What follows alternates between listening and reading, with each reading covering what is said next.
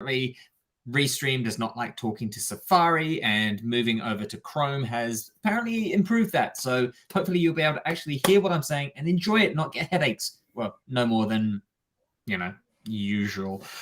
Anyway. Yes, from listening to us.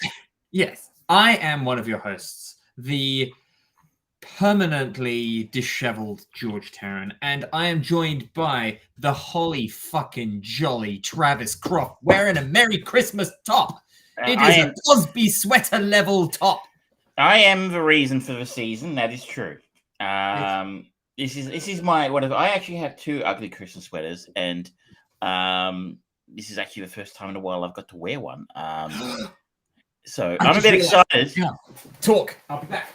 Okay, I'm just going to fill here. If you can't see this, if you're on the stream later or you listen to the podcast and you can't see the glory that is this Christmas sweater, it is a Pulp Fiction Christmas sweater. You can't really see that. They're probably a little bit small there, but that is Jules and Samuel Jackson, John Travolta from Pulp Fiction holding upside down candy canes instead of guns. So someone's done a very nice Photoshop job there, and then probably 3D printed this in a very sketchy location somewhere in China. And yes, I'm pretty sure it came off Wish. So it's not very comfortable. It's not very high quality. For ugly Christmas T-shirts and sweaters, there we go. Boom. There we are. We are the reason for the season. So, I was saying, I think I bought this off Facebook or something, and yeah, well, who else? How else? If they photoshopped a smile onto John Travolta's face and they're holding candy canes instead of guns. So, it's I love it. A thing of beauty. It is definitely a thing, that's for sure. We got a packed show this week, so I've been busily watching some interesting new content this week, and on top of our chain movie, I've seen Dune this week. I finally got around to seeing Last Night in Soho. I've rewatched The Matrix, the second Matrix film Reloaded, with the fourth one, due to come out in about 3 weeks here in Australia. So what's been on your agenda this week? Well, of course, I had to watch Dune because I've been looking forward to that movie.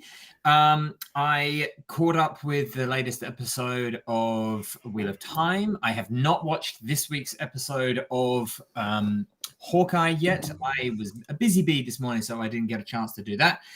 I've finished watching season 1 of Sweet Home, which I talked about a couple of weeks ago.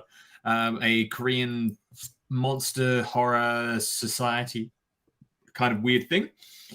And I would actually like to talk a little bit about multiplayer gaming, because me and Travis actually did some for a change. Yeah, we did some, and I have, because I want to see if I can break my own curse. I experienced some Halo multiplayer for the first time ever. So I'll have conversations about that. I've had a crack at that as well, so we can compare our notes. Yo, look at that. We're synchronizing without even talking. This is the quality show that you stream in for every week. Oh, dearie me. Or they just get stuck on the channel and they don't know how to change it. Oh, why won't it let me escape? 42 channels and nothing but cats. Should we start with the big one, where I think the big new one we both saw for the first time this week is Dune. Yeah. So, I mean, it's the big-ish. I think it just came out here. Just came out in Australia. Most of the world for at least a month, I think. It came out on HBO Max, I believe, in the US before it came at the same time as cinemas, or just that's after. Right. But it's fairly new here. I saw it at the IMAX Melbourne and Carlton. Gave me warm, fuzzy memories of a time we went to see Mission Impossible 62, so we could see the first 5 minutes of Dark Knight Rising. That's true. It's a long time ago, but it's a fine way to see a film in Melbourne, and I think the screen you see it on matters. Yeah. I would, if you just as off the bat before I say anything about this, if you're gonna see this film, don't pirate it. If you're an American and you have access to HBO Max, I would still say if you're comfortable going to a cinema now.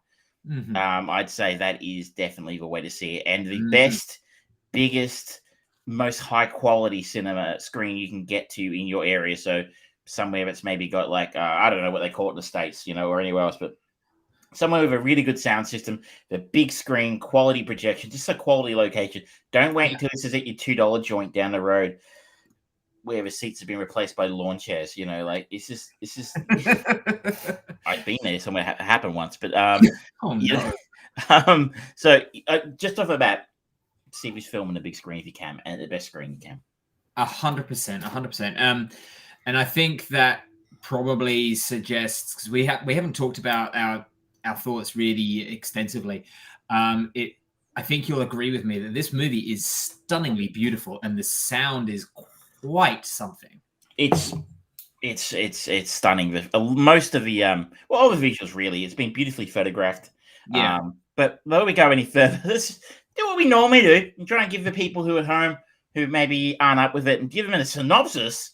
Oh my goodness. Feature adaptation of Frank Herbert's science fiction novel about the son of a noble family entrusted with the protection of the most valuable asset, the most vital element in the galaxy. Given the depth of the story here, that's an incredibly light intro, directed by one of, I think, probably our favorite directors, Denis Villeneuve. I know we both loved Blade Runner 2049. I love Sicario very, very deeply. Wasn't quite as keen on Arrival as everybody else, but it's still a very good film. The guy is, I think, arguably almost in the realm of the likes of Nolan and Tarantino as some of the guys who just don't make bad films. Yeah. Stars Timothy Chalamet as Paul Atreides. Oscar Isaac is his dad, Joe Leto Atreides. Rebecca Ferguson as Lady Jessica Atreides. We've got Zendaya in there, Jason Momoa, Stellan Skarsgård, Josh Brolin, Javier Bardem, Dave Bautista, Charlotte Rampling, David Dalmashian. It's an incredible cast. Yeah. But we're with Timothy Chalamet as our antagonist, and we spend most of our time with him. Protagonist, not antagonist. Protagonist. Sorry, yeah, my bad. He's our Luke Skywalker, and that's an appropriate nod because I think Lucas ripped off the quite a bit. Yes, borrowed generously from the source material in his work a long time ago. First of all, this is the second time this has been put in film. We have the 1984 David Lynch version. Are you a fan of a Lynch film?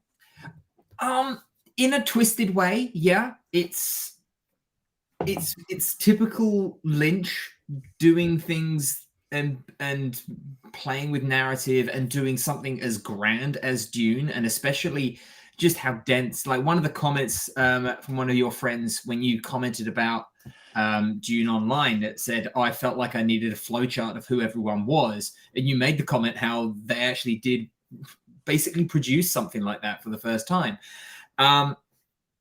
It was kind of a hot mess, but there's a lot of things to approve of and a lot of things to kind of go, ooh, yeah, it's a mixed bag. And it's really up to you where Sting wearing the winged underpants comes in on that scale of ooh, Yeah. I think it's ooh, but some might think it's ah.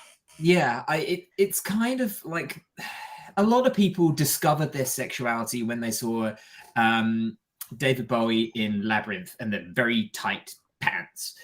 I feel like Sting in those winged undies maybe had a slightly more nightmarish variation of that. Yeah. Drove people away from their chosen sexuality, be it whatever it was, be it homosexual, heterosexual, or otherwise in between. It just made people rethink their place in the world. Those underpants. It's a wacky film, you're right, and that film is just over 2 hours long. I think for maybe about 130 minutes. This runs 2 hours 35, and it is the first of two films, and I think we have now got the confirmed second film. It's actually greenlit. They will do a second film, which is interesting because apparently that's a recent development in the sense that they made this film without a green light to do the second film, but it was always intended to be part one of two. So that's a ballsy call from Denis Villeneuve, who is you don't take on a project like this without being a fearless man. Considering Lynch did try, he wasn't the first though. There's a famous Jodorowsky film in the 70s, but he tried to get it with Orson Welles, and Mick Jagger, I think, was involved. Yeah, there's a great documentary on Prime Video that goes into it, and it's like one of those movies like Tim Burton's Superman. It's mythical in its production design sort of thing, and just how balls to the wall and revolutionary for the time it was going to be. And you just can't help but look back at it and go... Interestingly, apparently some of the guys who ended up, like Dan O'Bannon, amongst others, who ended up working on the original Alien, were involved in that project. And actually took some of their ideas into what became Ridley Scott's Alien off the back of what they was working on. So you're right; it's one of those legendary films that never came to be. But apparently, the doco is very good. I have. Have you read the book as well? I have, and it's one of my favorite books.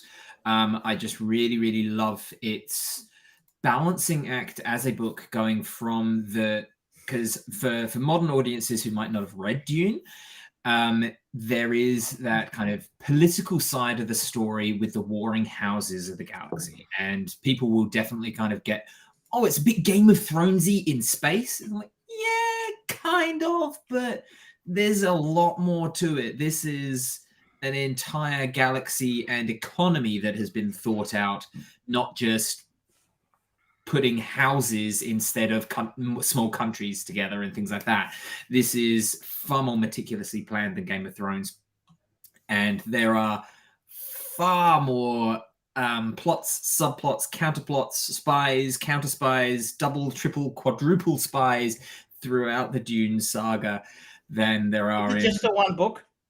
Well, Dune is the first book of the Dune series. There are a number of other books that go on through and explain other things, and other writers have come in and written things in the kind of the universe of Dune. One of them in particular is one that I remember reading when I was still in London, called The Butlerian Jihad. And it has got possibly the most meticulous breakdown and explanation of hyperspeed declination out of hyperspeed that I have ever read. And it goes into the effects that it has on a human physiognomy, and it's just, what the fuck? It's not a good book, but the detail that they go into is like, okay, you've really thought about this. I'm impressed, but I'm not entertained. It's a bit like Star Wars in that sense, with the expanded universe of books and stuff like that. Except, no one's come along and said they're not canon yet, which pick and choose what's canon and what's not. Have you read the book? I have not read the book. I have seen the original film once. I didn't like it. It's David Lynch. I'm not a massive fan of David Lynch. I think he's overrated. And it was such a shame we didn't get to talk about Fire Walk with Me because of the gods didn't want us to talk about that film. No, they really didn't, did they? They put their foot down on that one. But I'm not a fan of David Lynch, and I'm not a fan of what he did with Dune, apart from the Winged Underpants, which obviously everyone should be a fan of. So what were your thoughts leading into this? Because we were both relatively excited about it. I think maybe more for you it was Denis Villeneuve. It was the fact, my only real attraction to this film was the director. Like, I had a feeling it was going to be dense and heavy, and it was basically Lord of the Rings in space. And I was feeling like that probably wasn't really my jam, but then again, I kind of felt I was very skeptical of what Denis Villeneuve was going to do with Blade Runner. Like, I was like, how do you make a sequel to that film? Like there are 15 different versions of which one. How do you do it 30 years plus after the original? You can't do that. How do you do it without Ridley Scott? You can't. No. How do you get a good performance out of Harrison Ford? How do you get a performance out of freaking Ryan Gosling? It's just not him looking good. Like, it was just that it can't work. But he did, and it really worked for me. So I was like, I have got to go in with a really open mind on this one and go, despite the fact I didn't like the original, and it doesn't sound like my kind of thing. This could be really good, and in Denny we trust. And halfway through the film, I was like, So I've read some middling reviews for this. I don't think anyone said it's a disaster, and I think it's fair to say straight out of the bat, it's not a disaster by any stretch of imagination. He's done an amazing job. It has to be said. But halfway through, I was like, I don't know what people are talking about. This is good. I was actually really enjoying it about halfway through. And I thought to myself, and people have said to me, I was struggling to understand who everybody was. I'm like, I don't get that. Like, I definitely can be one of those, who was that guy? Why did they kill that guy? Kind of guys in the movie sometimes. And having to look up a plot online and someone explain it. So that could be me. But no, I didn't have that experience this week. It was, I found myself going, yeah, okay, I'm pretty, and I was doing it pretty nice. He was doing it really briskly, but clearly. So I never had any trouble understanding who the House Atreides was. There's the Harkonnen, there was the Emperor, and there was the weird witch clan thing, and Bene Gesserit, and and you're kind of getting a whole thing. Even Mum's kind of one of them, and he's the son of her, and so he's what I think it was. I think the fact that again, Star Wars ripped so much of his shit off. It was kind of easy to just go, oh, he's Luke, and she's Leia. Exactly. Padme, There's a lot of I'll put it in point of reference, and you suddenly go, "Oh, okay, cool." So and the action was moving along at a really brisk pace. It wasn't any massive exposition dumps of characters just talking to each other, explaining what the plot was. There was a fairly limited voiceover at the start from Zendaya. I was completely following the plot. So. I can't say that this is because I needed an infographic to tell me who everybody was. I was surprised to hear that because I thought he did a fine job of that. Where it really, after the massive attack, so I guess the plot basically is, we should have got to this first. Well, we did read a very basic one. Arrakis, it's about the planet Arrakis, which is Earth, right? No? Arrakis isn't Earth. Oh, sure it was. Whatever it is. Then there's a planet, and it's got this resource called spice. It's a desert planet, and it's populated by a fairly primitive race of folks they're called Fremen. Well, at least that's what they call themselves in the film. And this spice resource that's found on this planet and nowhere else is the most valuable resource in the galaxy.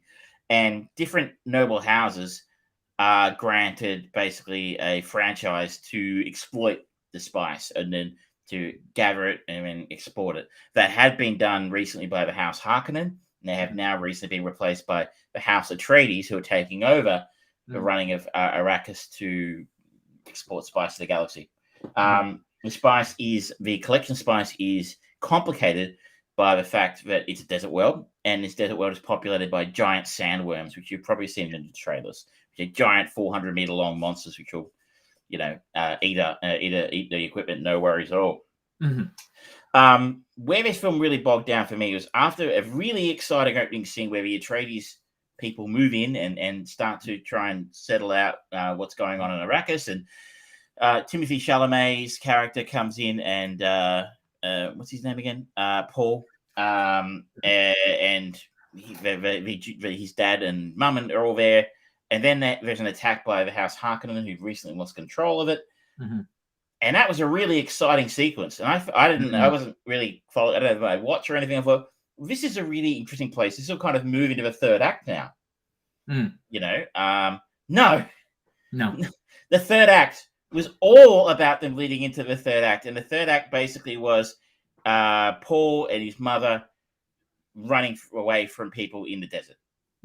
And so, a little further explanation for people. Basically, the Emperor is a incredibly jealous, paranoid man, and he does not approve of the popularity of House Atreides. They are a very popular, well-regarded house that many of the other houses do overall listen to, and the Emperor does not approve of that potential threat to his position, and hence the Harkonnen and Atreides houses have been at war for centuries. There's decades and decades and decades of bad blood between them. So the Emperor uses this as a pawn, as a method of bringing down House Atreides by getting the Harkonnen family to give up rights of Arrakis, of the Dune world, and it's all a setup to just utterly destroy them, because during this battle where the Harkonnens refight, the Sardaukar, which is the Emperor's private military, essentially, secretly do help House Harkonnen attempt to utterly wipe out all members of the Atreides family. So it's all very Machiavellian. Mm-hmm. And that's done nicely. I followed the plot completely at that point. I knew what was going on. I understood. I'm like, that's really clever. That's nice. Yeah. And the scene where the Harkonnen actually attack is really cool and really exciting and really well done. And it looks amazing. It sounds amazing. But from then, it got seriously bogged down and so boring. Like, it was so dull of just Paul and his mum escaping from various situation to various situation to all to sort of try and survive long enough to sort of, I could tell what was going to happen. He's going to gather the Fremen and then, come back as their savior, as Luke Skywalker, and, take down the people who killed his dad and stuff like that. And interspersed it was like an endless procession of dream sequences. Like, if there would be one more dream sequence in this film, I was going to stab myself in the face. Like, there was so many into them of Paul having dreams of Zendaya, character Chani. I'm like, I get it already. I get it, Paul. Denny. I even know they're linked. It's like he's going to find her and they're going to be in love or something. And, it's really important. Love or something. I don't know, but like, it's important to the story. They're linked somehow. And I'm like, I get it. I get it already. Can you just finish this goddamn film? Like, honestly, it's 2 hours, 35 minutes. Probably about what one would expect for a story of this scale. The Eternals was about the same and didn't have anywhere near as much material to fill the screen with. So it's less self-indulgent. I'll pay that, because I come in here every week and I say the same thing. It's too long. Yeah. I'm not saying it's too long, but it's too long.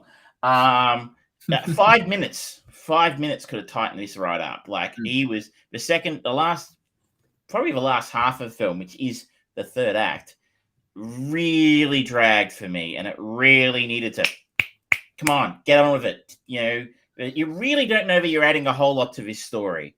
I don't know. You guys know if people who've read the book and who love it, they know what's coming. It feels like, to me, that guy, it feels like what he got wrong is what Peter Jackson got right with Lord of the Rings. But all my friends who I was with at the time were like, I can't believe we're not putting Tom Bombadil in the Silmarillion. It's really important. And you're like, what's important about the Lord of the Rings films is what he left out.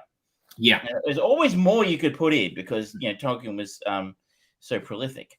Yeah. And obviously I know the book is incredibly dense. So there's obviously he's probably even been slim this down quite a bit to tell the story the way he has. But and I'm definitely in the minority here, because everyone seems to enjoy it. The critics love it. People love it. It was very slow and boring in the second half, and I just needed something to. If you could have got out in 2 hours, 20 minutes, that would have been amazing. I feel like part of the problem, I generally kind of agree with you that the last part of this movie is much slower, and it doesn't have the agency as the rest of it. I think part of that is because this isn't a complete translation of the first book. For anyone who might not be aware of that, this is essentially half of book one.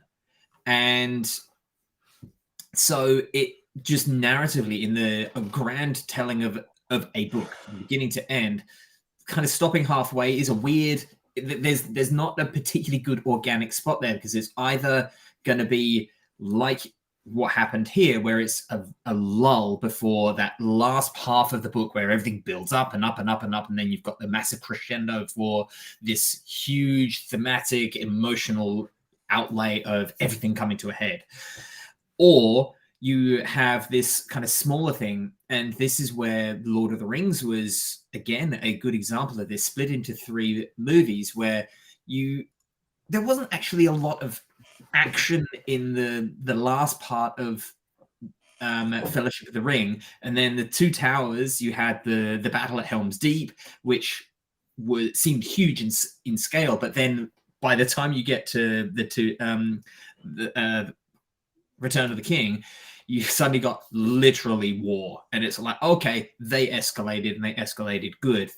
In Dune, you don't have that kind of legitimate 3 stages of escalation going on. It is the setup and downfall of House Atreides, and then this slow rebuild and development, and it cuts across years of Paul Atreides being in amongst the Fremen, and learning their ways and slowly becoming who he is. It's not something that happens overnight, and having something like that, to make it feel more grandiose, it does make more sense to stretch it out and have these quieter moments. You can't just have it drama all the way. And then the end is the revelation. So narratively, it's a tough one to finish, and I can see why. Hi, Cara Kitty. Nice to see you awake. She's just in the chat. And so it does make sense. I really enjoyed it because I know what's coming. And this was a movie that I absolutely enjoyed from beginning to end. And I was giggling like a schoolgirl when it's like the name Bene Gesserit came out for the first time and things like that. I was like, yeah, I know what it is. That's cool. And like the dream sequence that Paul has, where essentially the Fremen are just taking over the universe, and it's just slaughter and religious wave. It's like, wow, that was really fucking well done. I would have liked to maybe have less of the Chani dream sequences and maybe a bit more of that and a bit more build up to that. But I think you're right when you said about what was left out for The Lord of the Rings. And there were some very key, very important things that were purposely left out here. Like, for example, the backstory as to why the Atreides doctor betrays them. They don't spend a lot of time on that. But in the book, there's this long thing of he gives Paul this book, and it's got something to do with his wife in there. So like, that's all really good in a book, but you don't fucking need it. Get it out. They got it out. They got on. They did that well. I understood exactly what was going on in that scene, and yeah, it was initially like, that's a bit weird. But then he's like, oh, we've got my wife, and yeah, it was pretty nicely done. I don't have that background in the book, so I couldn't say what necessarily needed to be left in or out. Like I said, there were so many of those Chani dream sequences. You're like, I don't know that they were doing. I've made it clear. I think I didn't think they were doing anything, and so you left 2 of them out. There's a couple of minutes you got people back in people's lives. Yeah, that's blood. Fair. That's fair. Blood run back into your ass because it was getting pretty sore. I should note as well, there was somebody sitting next to me who smelled like he had gone for a run all day and hadn't showered. And somebody in front of me smelled like they've been smoking bongs all day. Oh, God. So it was an uncomfortable viewing experience in that sense. It maybe a little contributed. I was like, come on, get on with it. It's just, get to the fucking point. Another criticism I have here is I didn't, and maybe this is just me, but I didn't really get the characters' names. Like, I'm reading all these reviews and they're like, oh, blah, blah, blah, Duke Atreides, blah, blah, blah. And I'm like, sorry, I don't know if anybody actually said his name more than once, but I didn't pick that up. I didn't pick up Paul's name very well. He was just Timothy Chalamet to me all the film. I'm like, I wonder what his character's name is, because it really hasn't been reinforced terribly well. So, yeah, and like, the only character I could have walked out of that film and known 100% what his name was Duncan Idaho, because it was such a cool name. That's Jason Momoa's character. And they talk about him a few times. Oh, you can't take on those guys. They're trained by Duncan Idaho. They're the best. And you're like, yeah. See? I don't know if that was deliberate or it's just me not paying attention, but I didn't really think that they actually established their characters. They established their characters well in other ways, but just in who they were, not so much. I really loved how they showcased the long-standing relationship that Leto Atreides and Gurney Halleck, so Oscar Isaac and Josh Brolin's characters were. And like the first line that Josh Brolin has, he's standing behind the Duke at this presentory handing over of the planet Arrakis to, and without looking, Oscar Isaac's character just says, "Smile, Gurney," and he's just like, "I am smiling."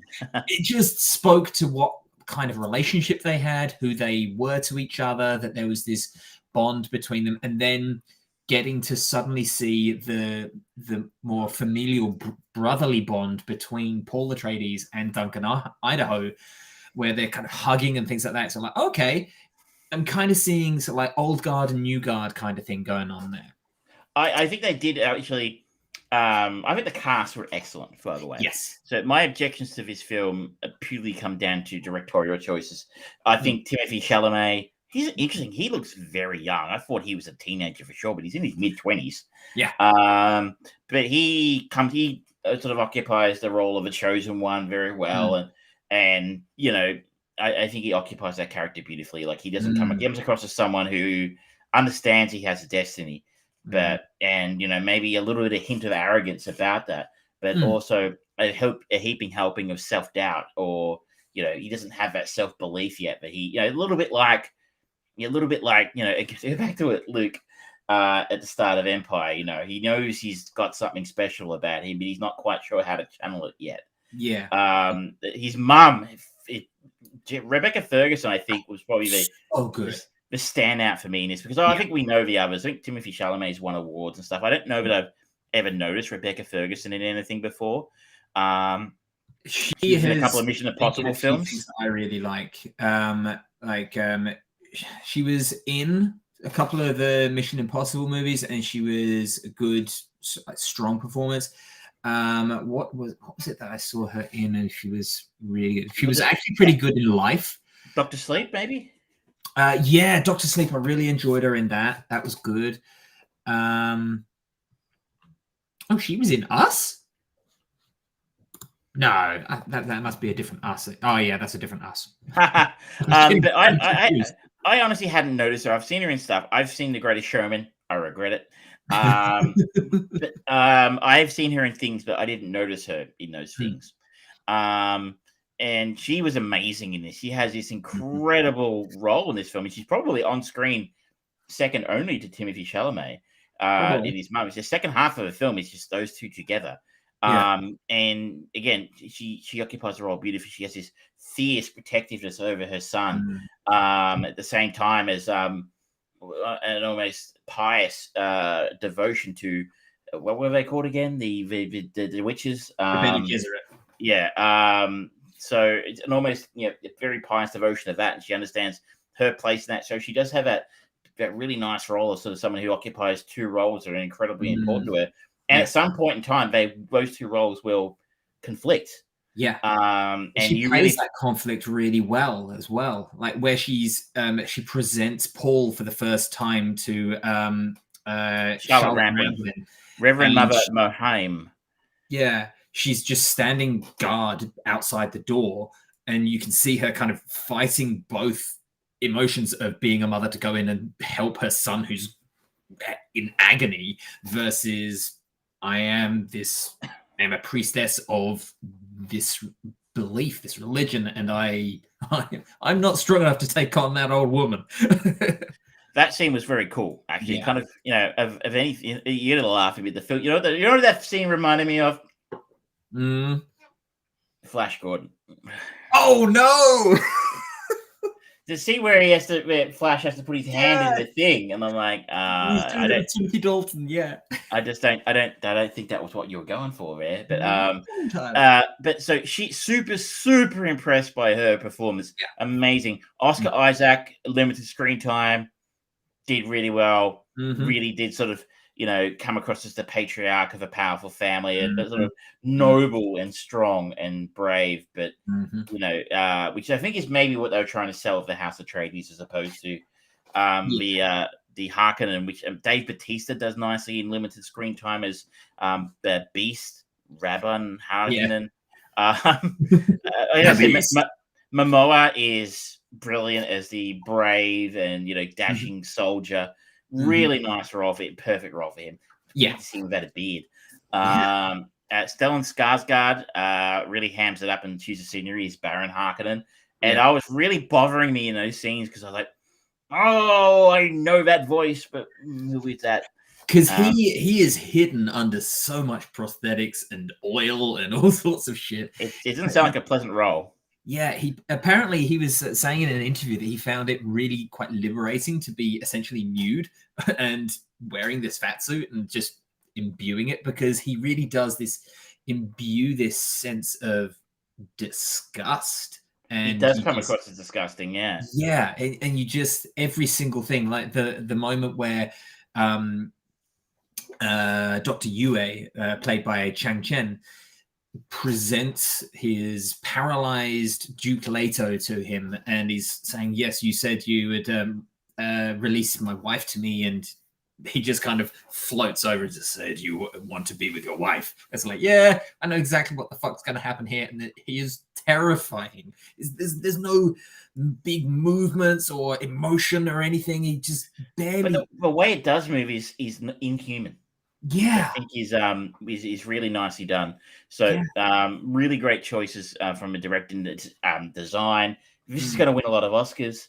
I would think technical Oscars at the very least. Set design, art design, costuming is brilliant. Like just the way the costuming looks, like their House Harkonnen have beautiful very collared costumes, military style, and with the Harkonnen, very nicely done to sort of tell the difference in the battle scenes between who is who. And I have one question though. Yeah. Why does nobody have guns? They've got spaceships and interstellar travel, but no one's invented a gun. Guns are boring, man.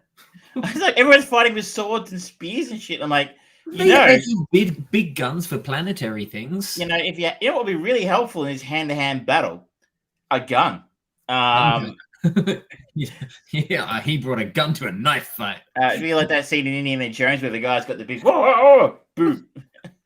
That's the second half of part 2.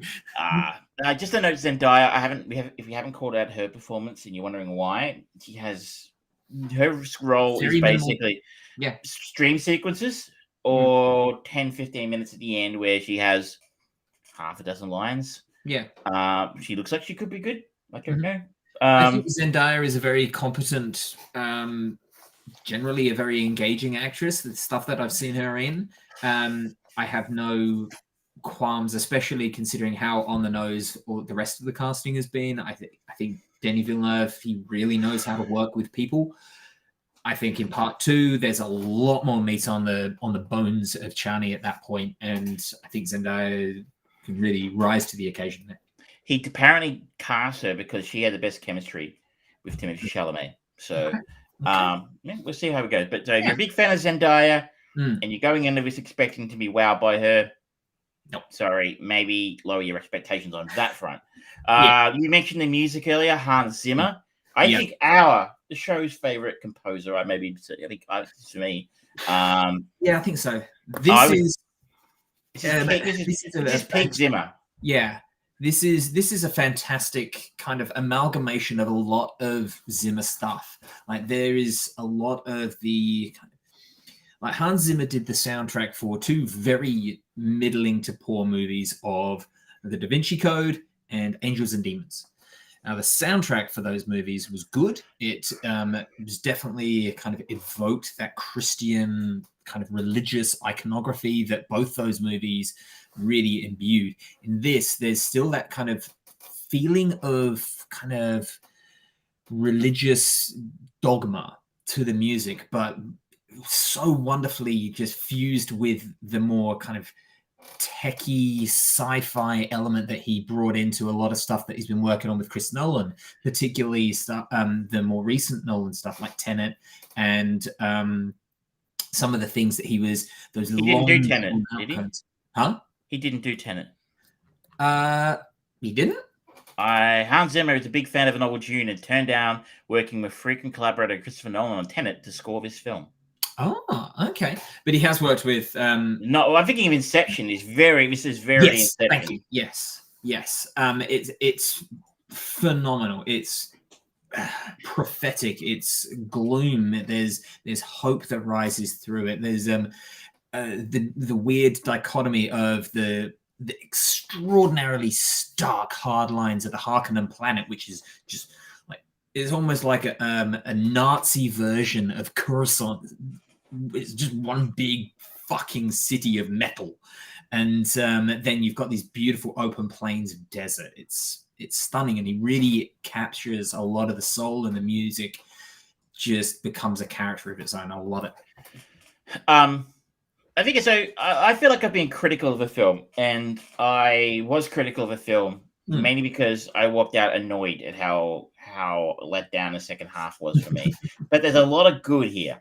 He's doing a lot of things right, and as I said, I think it's important to see it on the biggest screen you can. I think you're much more likely to be bored on what you watch it on your TV because this is a film of scale. And I don't know that we've seen a film of this scale maybe since the Lord of the Rings films. I don't know that I can think of one. He paints to the. I read a critic who said Peter Jackson paints to the edges. I always love that way of thinking, and I think in this film, Denis Villeneuve has painted to the edges of his frames, and you give yourself the best chance you can have of liking this film by seeing it in person. If you like if you like this kind of subject matter, you're probably more likely to enjoy it, maybe more than I did. Just felt like it was a bit slow in the end. Yeah, no, that's fair. That's fair assessment. All right, we can continue being friends. As I said, I like a lot of what he does. He's a masterful filmmaker. What's one 80s franchise? The next 80s franchise we would like to see him bring back, and why is it Flashdance? Don't put that shit out into the world. No. But if you're cool, I'd like to move on to one more thing quickly. Sure. And I'd like to follow up with something that you talked about, I think, a week or two ago. And that is Last Night in Soho. Oh, yes. So I watched this yesterday. Okay. And for those who aren't regular viewers, Caro, it is very early in your part of the world. Thank you for being here. I think it's about 4 a.m. in your corner of the world. If you weren't here the other week, George did talk about Last Night in Soho. It is the new film by Edgar Wright. Yeah. Edgar Wright of the Cornetto trilogy. That is Hot Fuzz, Shaun of the Dead, and The End of the World. The End of the World? The World's End. Sorry. And Baby Driver, Scott Pilgrim. He wrote Ant-Man. Should have directed it. And it stars Anya Taylor-Joy, Matt Smith, and Thomasin McKenzie, who a lot of people would know from Jojo Rabbit. And I think he was in Old, which I haven't seen. Yes. And it's about an aspiring fashion designer who's mysteriously able to enter the 1960s, where she encounters a dazzling wannabe singer, but the glamour is not all it appears to be, and the dreams of her past start to crack and splinter into something darker.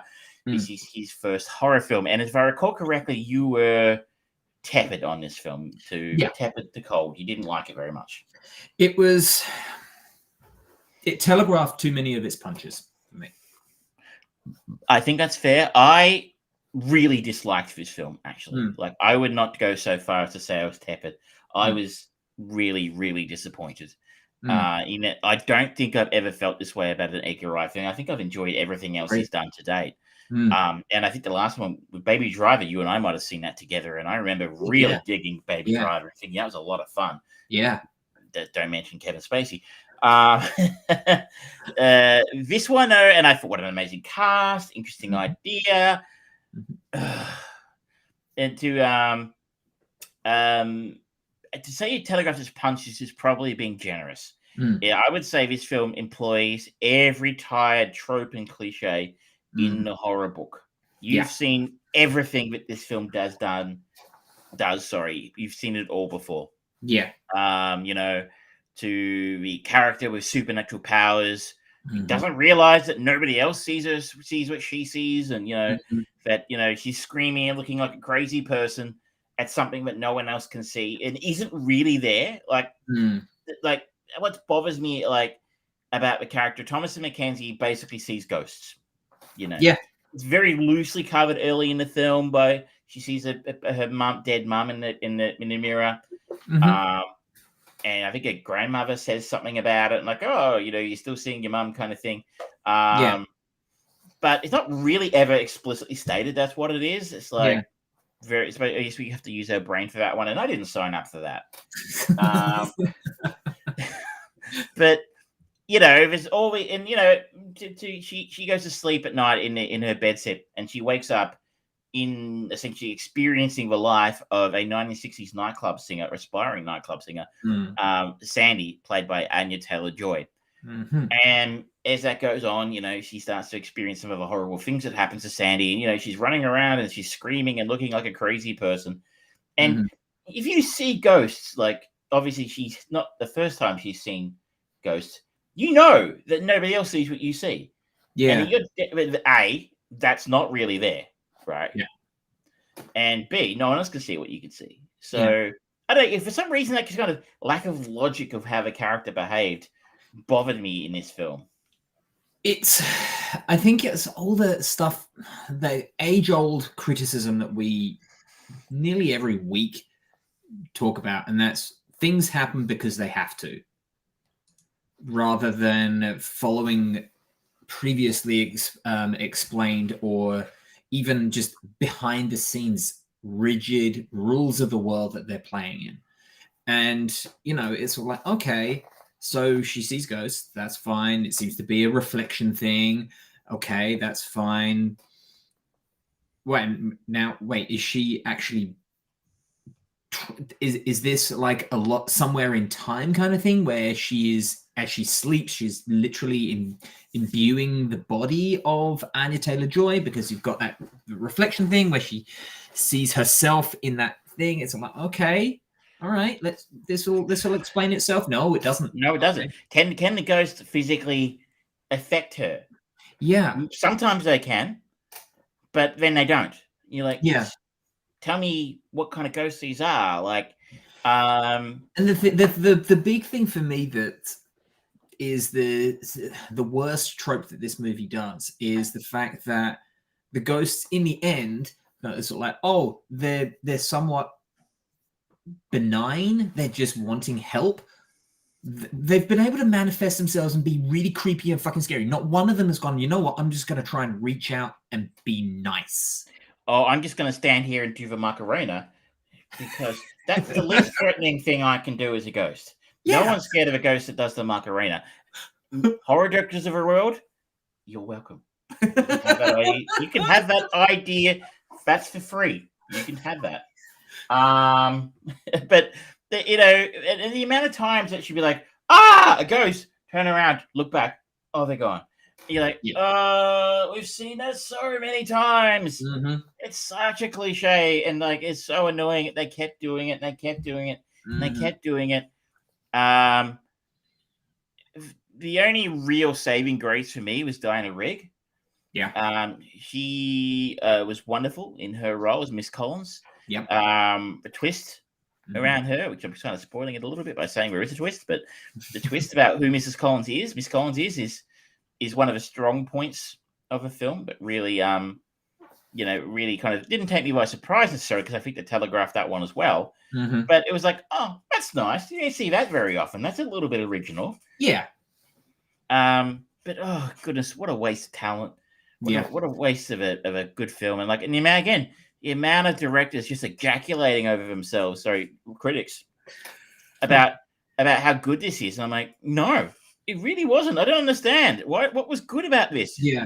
It was really annoying how cliche riddled it was. And I was just like, I don't know that Edgar should be doing horror films. It was also really one note. I mean, it was like it was all po-faced and serious all the way through. And I'm like, some jokes in there would have been nice. Yeah. You're good at jokes. Do a Because few jokes. That's the thing. He proved with Shaun of the Dead, there was some scary moments in that, but it was overall very much painted with a comedy brush. That is fine. That is good. We're not saying that he needs to inject comedy into everything that he does, but brevity is like what I was talking about with the Eternals. It shows its pace and its tone and its voice straight away. It's like, okay, we are not going to make any real jokes. Oh, Kamal Nanjiani, yeah, he can do that, and then he's going to go away. This is like, oh, we are serious. This is a love letter to horror movies in the 1960s and all of that. So I'm like, yeah, but you do realize there were jokes in those times, right? You were allowed to have fun. And some fun would have livened it up a little bit. Yeah. May change it to the very serious and Mm. stony tone. I was a bit bored, frankly. I was Yeah. bored and annoyed. And I am warning Caro, you're watching at home or you're listening to it later. I am in full curmudgeon mode tonight. Zero shit's given about that. But if you're going to keep making subpar product, I'm not going to sit here and tell you it's good just so I get a ticket to the next screening, because we don't get tickets anyway. We would happily take them though. I will start. I would turn the curmudgeon down from 11 to about a 6 if there's free tickets. I don't think it goes that low. You're gonna get me on a good night. You never know your luck, but the things I will do for free things, give me free shit and find out. Terrence, still shout out though, Terrence Stamp, such an actor, great actor. I mean, he's basically Terrence Stamp playing Terrence Stamp forevermore. It would have been great to see him you want to make a joke or something in there, just make a Zod joke in there. That would be perfect for Edgar Wright, and it would be super fun and appreciated. But no, can't have that now, can we? We're making a scary movie. Yeah, and the thing was, it wasn't actually that scary. It certainly wasn't scary. I watched it yesterday with an avowed scaredy cat who doesn't do horror films particularly well, at least scary horror films. And I'm going to get my butt kicked for saying that. But no, she was a couple of points in time was like, hey, those ghosts are a bit creepy. But they looked a tiny bit creepy. But other than that, not even the avowed person who's not a massive fan of horror and scary movies didn't get a peep out of her. All I got was annoyed grunts of like that, and followed usually by me going, "Oh, I know." So I know, or more like followed by me usually probably just going, "Come on, you can do better than that." And yeah, so neither of us enjoyed it, and neither of us were scared. And you have a spectrum of people there, from people who really, like me, don't get scared by horror films, to people who you have to be careful and picky, not quite Shea level, but in the park. Of picking your scary movies, and neither of us found it scary. So there we go. I feel he was trying to say something about the treatment of women in here, and I don't know. I was just so annoyed. I just missed it, I think. Yeah. Maybe it's just too highbrow for us. It's possible. Most things are. Fairness, that's fair. That's fair. I have tried watching Bluey a few times, and it's just like what that dog's doing with his dad is. Come on, slow down, egghead. Hey, I'm just about to start watching the remake of Turner and Hooch. So there's a remake. Yeah. Hey. Oh, it's a TV show on Disney, and it's already been cancelled. We are pilgrims in an unholy land. Yes, we are, my friend. Yes. Do you want to have a chat maybe about the new Wheel of Time before we go to our sponsor for tonight? Yeah, sure. So for everyone who... Hang on, let me just pull up. Where did I put it? For everyone who doesn't know, I am a big Wheel of fan. Wheel of Time fan. There we go. I'm just having a stroke. Don't worry. Time of Wheel. A Time of Wheel. That's the dollar store knockoff. Yes. Welcome to the Time of Wheel. It's just the Time of Wheel books you get from Dollar General. It's just a biography of G. Gordon Liddy, but we've got the funny title on the front. So the first wheel was a square. Coming at you with the Watergate references. I've never been so topical in my life. We are nothing if not current. Just look at our sponsors. Exactly. You'll see how current they are soon. Yeah. So yeah, we're up to episode 5 of Wheel of Time, and I'm really happy to say that the quality that I've been enjoying is persistent. They are maintaining it. They are doing really nice things on just rounding out all of these characters. Like I've talked about before about improved agency for some of the characters, particularly the character of Perrin. And in the book, he kind of just feels for a while before he evolves, shall we say, his character feels like a hang-along, and kind of tangential and sort of like, all right, he's just there. He's probably going to be one of those ones that we're supposed to be emotionally invested to, and then when he dies, we'll feel really sad and sorry. But no, it evolves much more than that in the books. They do stuff in this that just gives his character agency, and there's a sequence in this where him and I'm blanking on names now. This is just terrible of me. That he is being captured by the soldiers of the light, who are, in their eyes, good guys, because they want to. Their idea is to get rid of everyone who can use the one power, including the Aes Sedai, who are the women, and any men as well. And men, when they touch the one power, go mad. And they want to save the world by killing all magic, essentially. And he captures these two and brutally fucking tortures one of them. But the sequence is really good, and the emotion between all of the characters is so fucking awesome, and how that sequence comes to a head and comes to an end is really rewarding. And they're doing a very good job of balancing out world building through dialogue, through sensible dialogue, rather than just exposition dump, and bringing it into a position where it's informing the characters, informing the audience at the same time, and being paid off with something as well.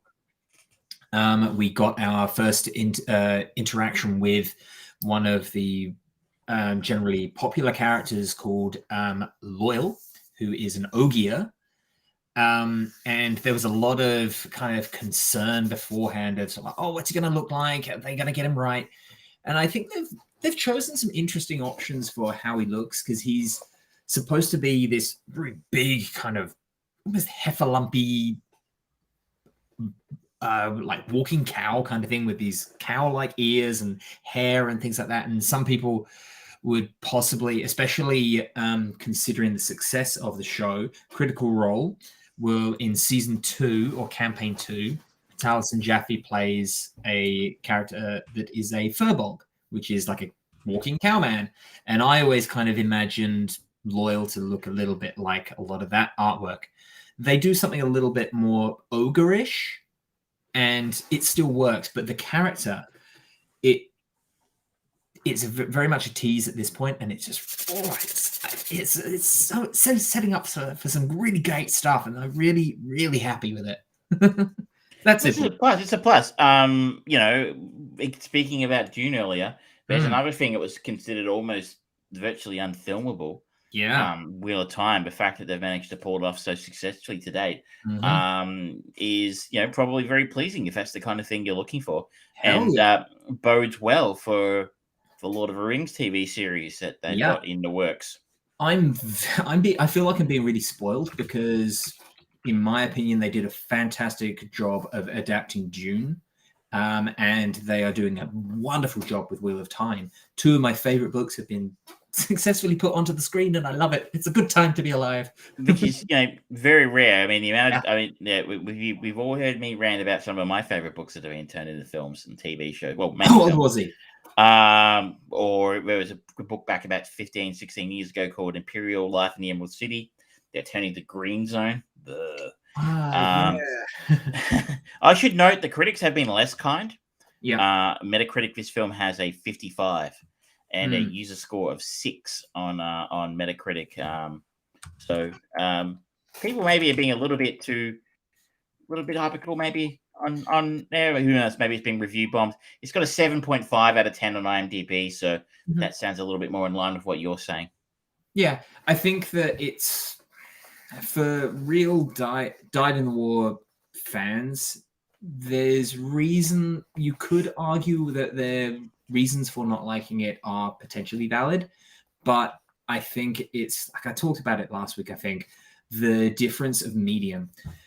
Time is not an issue in a book. You can go into more detail. You can spend more time talking about nothing because it's world building. And if you do it in an entertaining way, then someone can just pick it up and put it down as they like.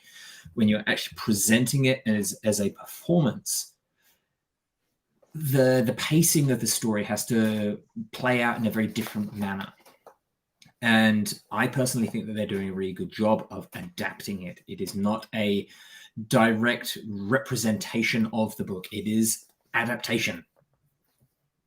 It's you can't, as I was saying in June, you can't do everything. You know, you're going to leave stuff out that somebody thinks is very important. I was really looking forward to seeing Tom Bombadil, but sorry. Yeah. You know, you got to pick somebody. If you look in the background, Tom Bombadil appears in Dune. It's true. Confirmed. Rumor confirmed. I was Tom Bombadil. Oh, well, you know, it was shot in New Zealand, so, you know. No, I don't know if it was. I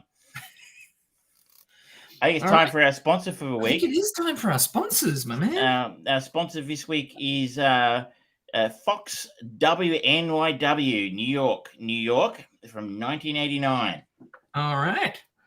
So I will get that ready, my friend. Get this ready. Just some audio.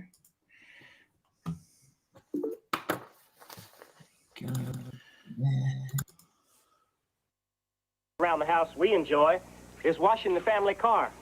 Ain't she a beauty? And when we're finished, we enjoy making A&W root beer floats, flipping in the ice cream, then pouring in that rich, creamy A&W. Now you try it.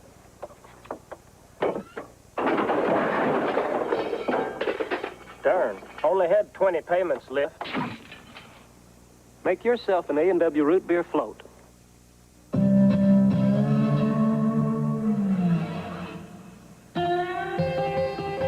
Just between you and me.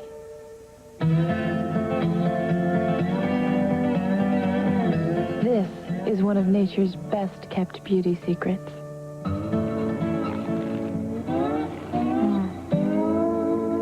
Satisfying. And it's healthy for you, too.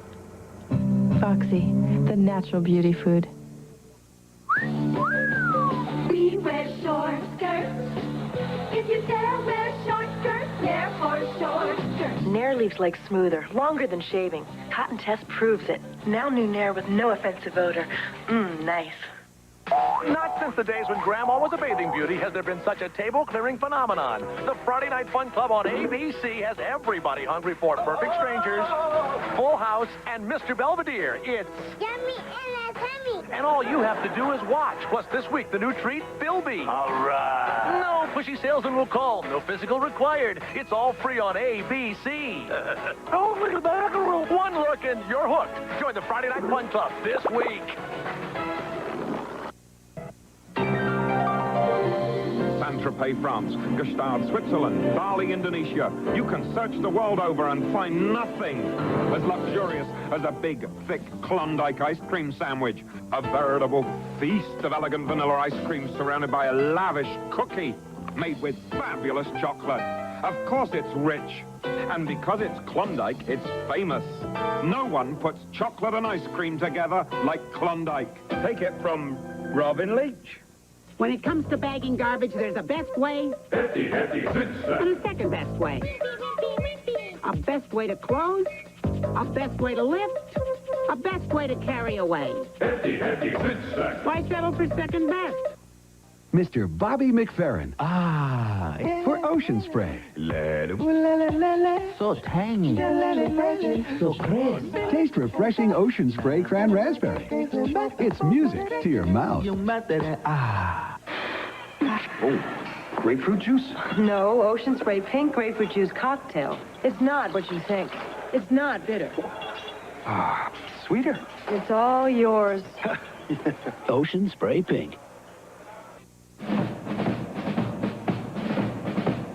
What's a meal I hate to miss? Gibbles and bits and bits and bits. Variety I can't resist. Gibbles and bits and bits and bits. Crunchy, chewy, I insist. Gibbles and bits and bits and bits. My dog food goes like this. Gibbles and bits and bits and bits. Crunchy, Chewy. all in. Chow down. And try Kibbles and Bits and Gravy Bits. And Puppy Kibbles and Bits, too. Are the funniest shows on ABC this fall?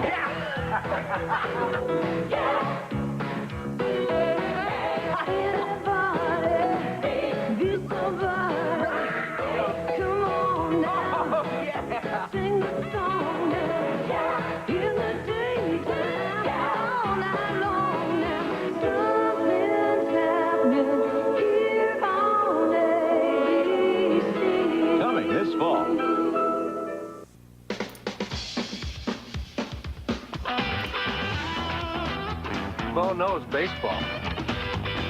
You know baseball. Bo knows football.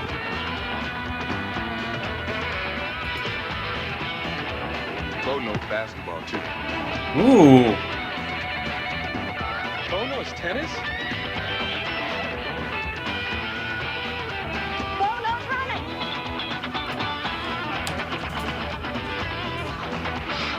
No. Bo knows cycling. Bo knows weights.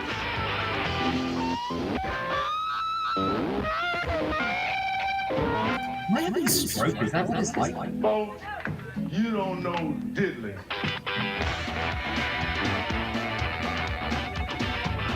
They're three troubled children, and he's the trouble. Oh my goodness! In a closet.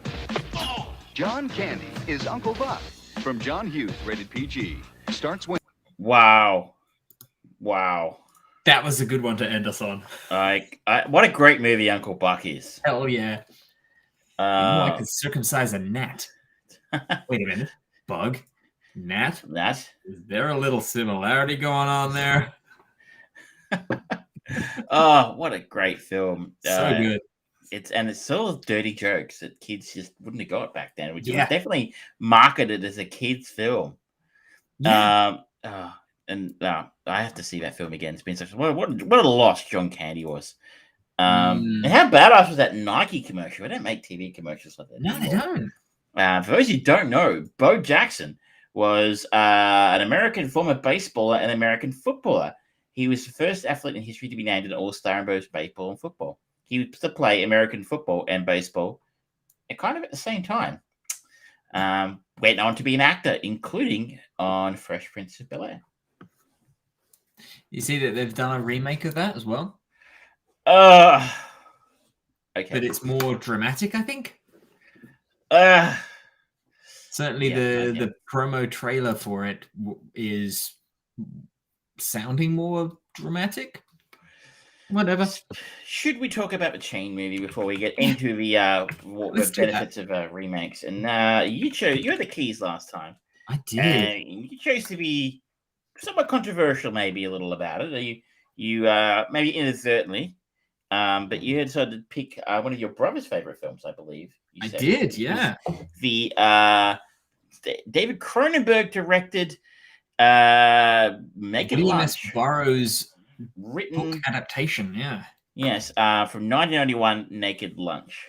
Yes. After developing an addiction to the substance he uses to kill bugs, an exterminator accidentally kills his wife and becomes involved in a secret government plot being orchestrated by giant bugs in a port town in North Africa. The new film from Pixar is just so heartwarming.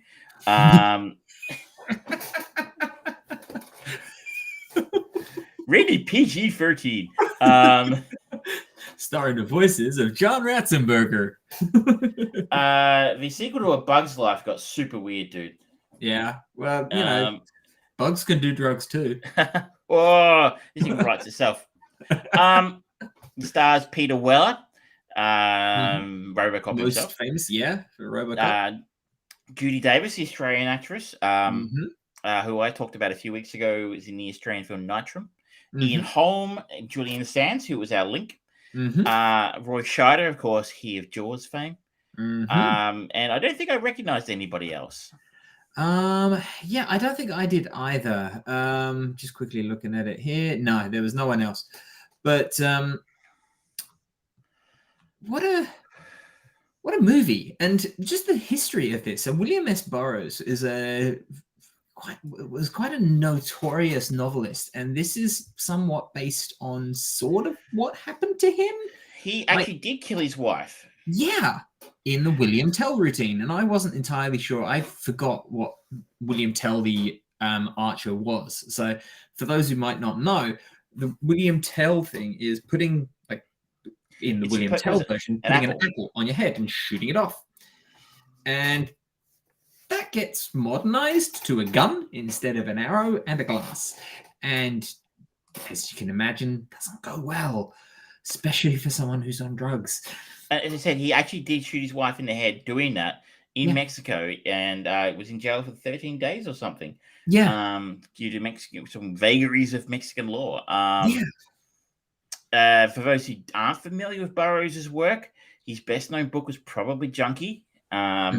He was a writer. I think you probably include him in the Beat generation.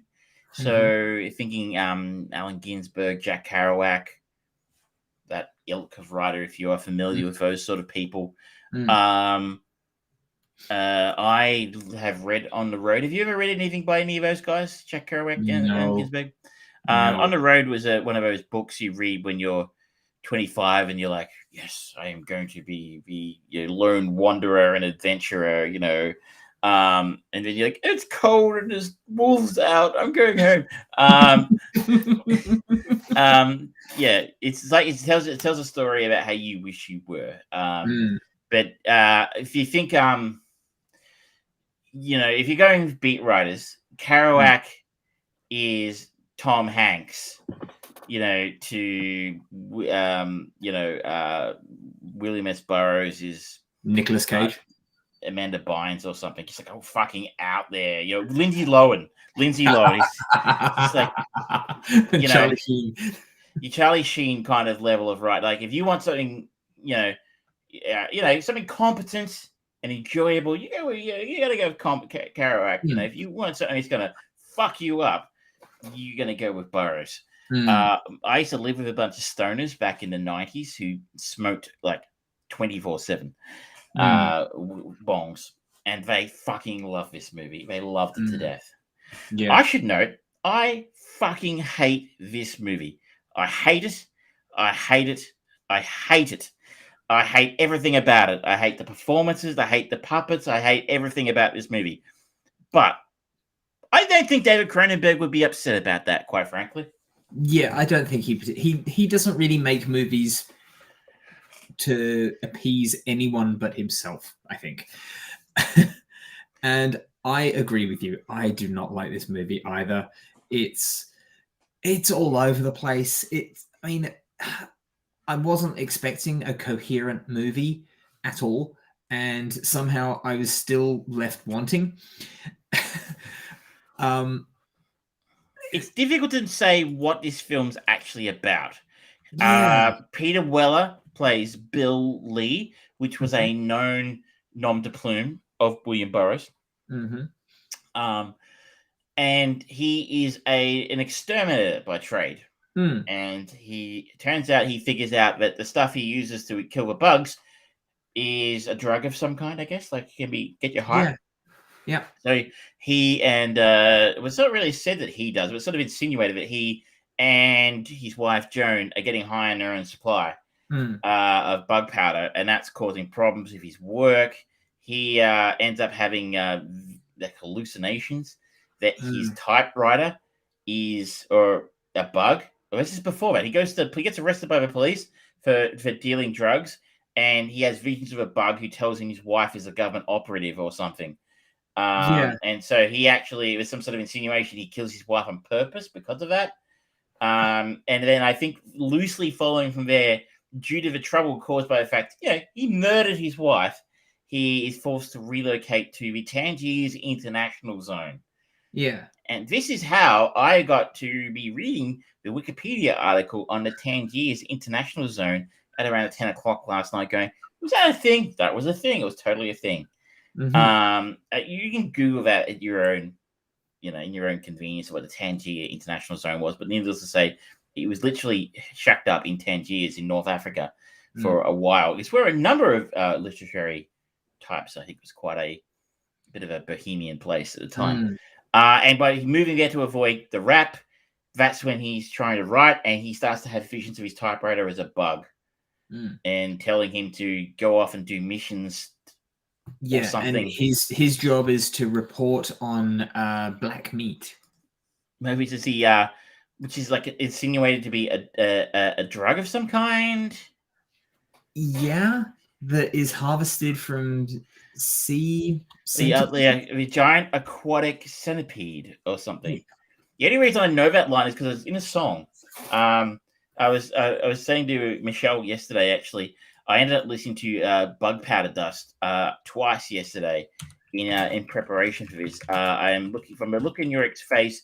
You are perhaps not familiar with the song Bug Powder Dust. It was a popular song in the mid-90s by Bomb the Bass in 1994. Reached number 24 in the UK charts.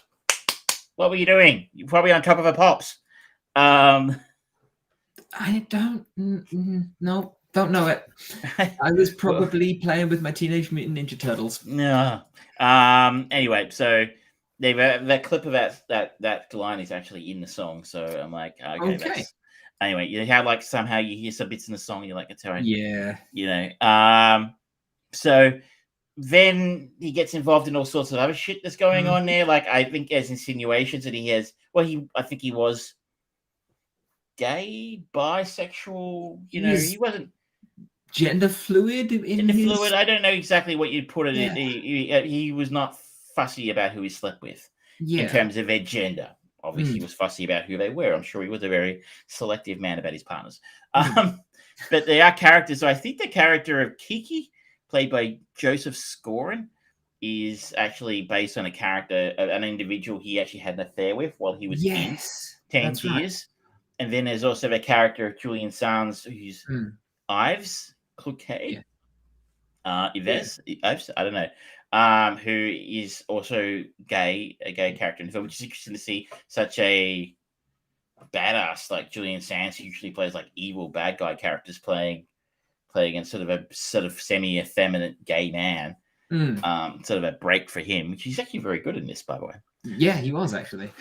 So there's insinuations of homosexuality involved, and Ian Holm comes in. He's also a writer who he loans it. Then they kind of they have these conversations about their typewriters and which one's better. And it's like, oh, this one, it just really works with me, and it makes everything is so easy to write. It really inspires me, and it's like Ian Holm starts talking about like the Bill's one, which is like a Nova, a Caps Nova or something like that. It says, oh, that's too demanding for my tastes, and they really kind of anthropomorphize their typewriters. Which is they actually are characters in their own right. They one typewriter attacks the other typewriter, and there's a third typewriter. The enemy in here. The third typewriter called the Mujahideen, which is okay, cool. Which is an Arabic typewriter. He has some very gross animations. The puppets in this are very gross. Yeah, apparently all the puppets were designed to not last, and now there's only like 2 of the mugwumps, which are the kind of fully revealed aliens that are at the end of the movie. It's oh boy, this is a whole weird ball of wax. It's fucking out there. But I think this is why I've said to a few people, maybe if I'd been high when I saw this, it would make more sense. Because it doesn't make any sense straight.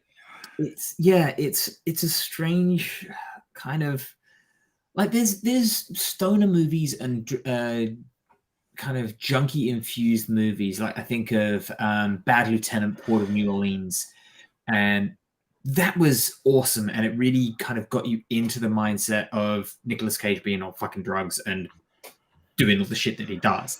This, it kind of feels like it doesn't. There's no gateway person to kind of piggyback into this story and then feel what they feel as well, because Peter Weller, his character is so devoid of emotion in everything, and you can't really connect with him. There's no one in this that you kind of can empathize with or really connect with in any way that kind of gives you an in to this story. This is an insular, if you get it, you get it, otherwise fuck off kind of movie. You're right. It's even compared to, I mean, Bad Lieutenant is batshit fucking crazy. Yeah. But this is even further out there into the realms of just somebody was super fucking high when they wrote this. Yeah. And I gotta wonder who the fuck thought this was a good idea and paid for it to be made. Well, apparently they gave Cronenberg a lot of money because he was going to film in Tangiers. In TT's name was the Gulf War, so they had to shoot in Toronto or something in Canada. And they gave him all this money to film it in Toronto and Quebec and things like that. And it's like, wow, okay. To be fair, the Canadian film critics and film commission love David Cronenberg. They've always supported him, and he's filmed most of his movies. And I would say I support that. So this film has a $16 million budget, according to IMDb, and it grossed worldwide approximately $2.6 million. So a massive flop. Yeah. By 91 standards, that's $14 million loss. For $16 million wasn't what it is now. I fully support Canada doing that. If there is, we should be doing that here. If there is an Australian director out there who wants to make a giant pile of shit like this movie is, and so we should give them the 2021 equivalent of $16 million to make it. Because imagine all the jobs that there's people on this film got. Oh, yeah. People experience they got. People who went on to potentially bigger and better things as a result of this film. If they get put, I worked in David Cronenberg film on their resume. And who knows who would work here in Australia if there was a government agency who would be, if they would, imagine Peter Weir, great Australian director. Yeah. Bit elderly now, I think, but, someone of his equivalent, who did a lot of things in Hollywood. If he could go to a government funding body in Australia and go, I want to do a film based on your book, for example, and I want $30 million. And I don't know how it works in Canada. I'm sure there's some vetting involved, but on the fact that he is David Cronenberg, you're probably right. David Cronenberg's name probably opens a lot of doors to government funding bodies, whoever funds films in Canada. There should be something similar here. If Peter Weir wants to make a film for $30 million in Australia, there should be someone doing a fairly basic, once over. They go, yeah, sure, here you go, here's a check. I'm just saying it should be just give him $30 million and he can spend it on hookers and blow. But, you know what I mean? But it's actually there's a business plan. There's an idea to create this film. There should be someone in Australia. It should be a government agency giving money out for this kind of thing because I can only imagine what Cronenberg does for Canadian film, for the film industry up there. And we're a little bit like Canada. I saw a stat today that during the pandemic, production rates in Australia rose by something like 200%. Yeah. Well, to be honest, I don't think there's much incentive for the Australian Film Board to back Australian-grown stuff because so much American stuff comes over here. And that's good too. And I mean, it's great that they're filming shit here because, again, that does provide. I know a lot of Australians last year were like, oh, why are we letting these fucking American actors into the country? I can't go anywhere and they can come here. And I'm like, you let Liam Neeson into the country, 500 people work for 2 months. Mm-hmm. You let Melissa McCarthy and a couple of other Yanks to go sit up and do some filming up in Byron Bay. There's another couple of thousand people who get work. They go to the catering shop, they buy a shit ton of sandwiches every day. Yeah. The local drug dealer is out of coke for the next 2 weeks, trying to supply these people with. The whole area is dry. Why? I'm not insinuating that Melissa McCarthy smokes. Does crack. I'm not absolutely not saying it. I'm sure if her husband was in it though, so you never know. So you know what I mean? That's the kind of thing. You have a couple of famous people involved, and a lot of people get work as a result. So I'd really like to see more Australian stories. Not that Cronenberg necessarily tells Canadian stories, but the fact that he makes most of his films there provides a lot of work, and those people get to put it on their resume, and then they end up doing an episode of the X-Files, and who knows what happens from there. They could end up on a set anywhere in the world, but that's kind of off topic, and that's probably a good thing. I fucking hate this film. Everything about it, it's awful, and no one should ever see it. Yeah, I honestly don't think there's really anything redeeming about the movie. You know what it is about it that your brother enjoys? My brother's fucked up weird, and he likes fucked up weird stuff. This is the guy that made short movies about cooking placenta and eating it and doing all sorts of weird stuff. Like his movies are very much in the vein of David Cronenberg, where he knows what movie he wants to make and he'll be damned. It's like the audience will find it eventually. I haven't seen any of your brother's films. That he struck me as unusual. You should check them out. I think they're on Prime Video, actually. Maybe I think you can. But that said, the fact that you're comparing them to this doesn't make me want to rush out. Yeah, well, see, my brother is unequivocally talented at what he does, but he makes very niche movies that he wants to make, and there's nothing wrong with that. Absolutely not. If you can get away with it, more power to you. Exactly, that's the thing.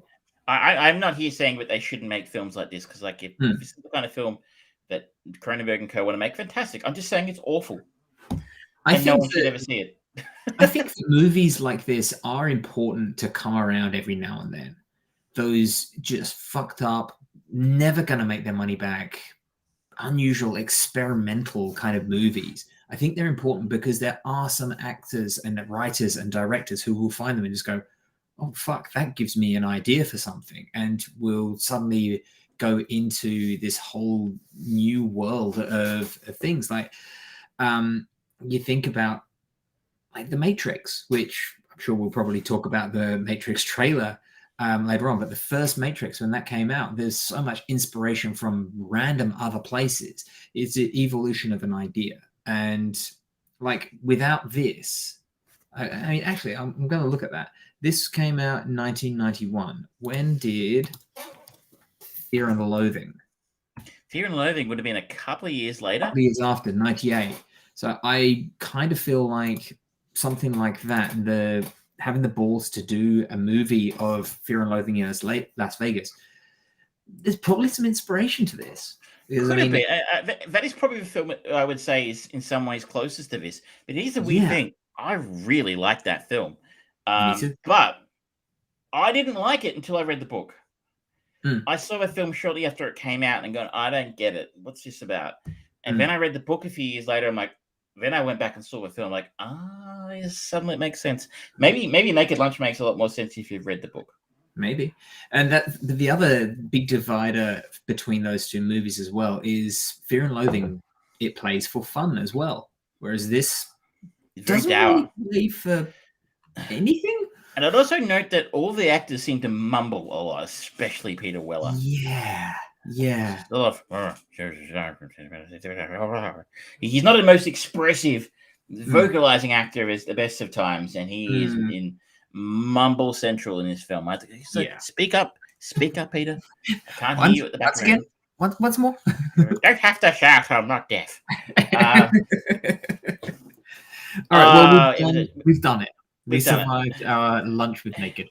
We are, and you are not going to like what I'm going to do with this. What are you going to do? You said you had some ideas, and I had some ideas last week. I'm just going to find the link for you now because I'm going a slightly different path on this one. I did lots of ways we could take it. I could have gone something obvious like Ian Holm and just taken us to one of the Lord of the Rings films, which would have been super easy and quite a bit of fun.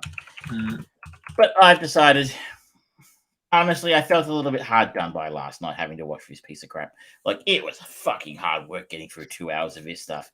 So I've decided that we and our audience, you, Caro, deserve a palate cleanser. Okay. And that is, we are going to follow Peter Maxwell, who worked in the sound department on Naked Lunch. And Peter Maxwell, he's had quite a career since then. It turns out he was the dubbing mixer on the 1997 masterpiece Spice World. So that's what we're watching next week. So if I can find it, actually, I haven't checked. Fuck you. I've never seen Spice World, so you have wanted to angle towards this for ages. When we got Richard E. Grant came up, and you tempted it. Then I mean, the idea crossed my mind, but I found a slightly easier way. So I'm just going to have to quickly see if I can source us a copy because apparently, shockingly, I am not sure it's available to stream in Australia. Good. You might get a last minute reprieve here. But let me see if I can find a slightly less than legal copy. Yeah, you're gonna be all right. I think it's like I will. Looks like I should be able to source over the Spice World. I will come up with something an alternative. In the unlikely event that we are unable to find it, but what a classic it is! What a cast! You know, all the girls in there: Elvis Costello, Alan Cumming, Bob Geldof, Stephen Fry, Jason Fleming, Richard E. Grant. And you know what? The reason why I thought of this is I was watching TV the other night. The 7:30 report was on, which is on the ABC here in Australia, and they were interviewing Alan Cumming, and they were talking about how he worked on the Spice World movie and how lovely the girls were. I'm like, Spice World, that's going to be fun. For those who don't know, world-famous pop group The Spice Girls zip around London in their luxurious double-decker tour bus, having various adventures and performing for their fans. The sprightly Hour 33, a delightful 3.6 out of 10, 32 Metascore. It's a cult classic. Yeah. I think this is going to be fun. I'm looking forward to this. I can feel an ulcer growing. I should also note that I am fully aware I am setting myself up to fail in that he has the keys next week, and there are some truly brutal moves he could pull on us, including the fact that the idea for the film comes from a writer called Kim Fuller. Kim Fuller was responsible for a film I saw during the early days of the G&T podcast during the challenge mode with the envelopes, and that film was from Justin Kelly. See, now I'm looking at a possible one here. I'm not going to say the name of the movie, but just the synopsis. A maid is kidnapped and scratches a message onto DC the cat's collar, and when his owner Patty discovers this, he plays amateur detective with the help of DC to try and find the culprits. Sounds like fun. Yeah. I'm just in the mood for something a bit lighter, I think, after this. But you know, you just gotta. I would encourage a potentially something with a Christmas theme, potentially. You know, because it is we are now in December. Unfortunately, there are no links between Spice World and Santa Claus the movie, which is undoubtedly the greatest Christmas film of all time. Apart from Die Hard. There we go. And Lethal Weapon. So John, hello. Ford on Hawkeye's TV. Did he find that shit in the garbage? He had television. Thoughts on TV. Did he find that shit in the garbage? Don't know what that's actually referencing. No, I don't. Not is it in the new episode? I've only. Is that from the newest episode? I don't understand, but please let us know. Kingpin beat Clint with Echo's leg. Mark my words. Holy shit. They do say that they are saying that Kingpin could be coming back. They have just confirmed that Charlie Cox is back. Charlie Cox is Daredevil. Yep.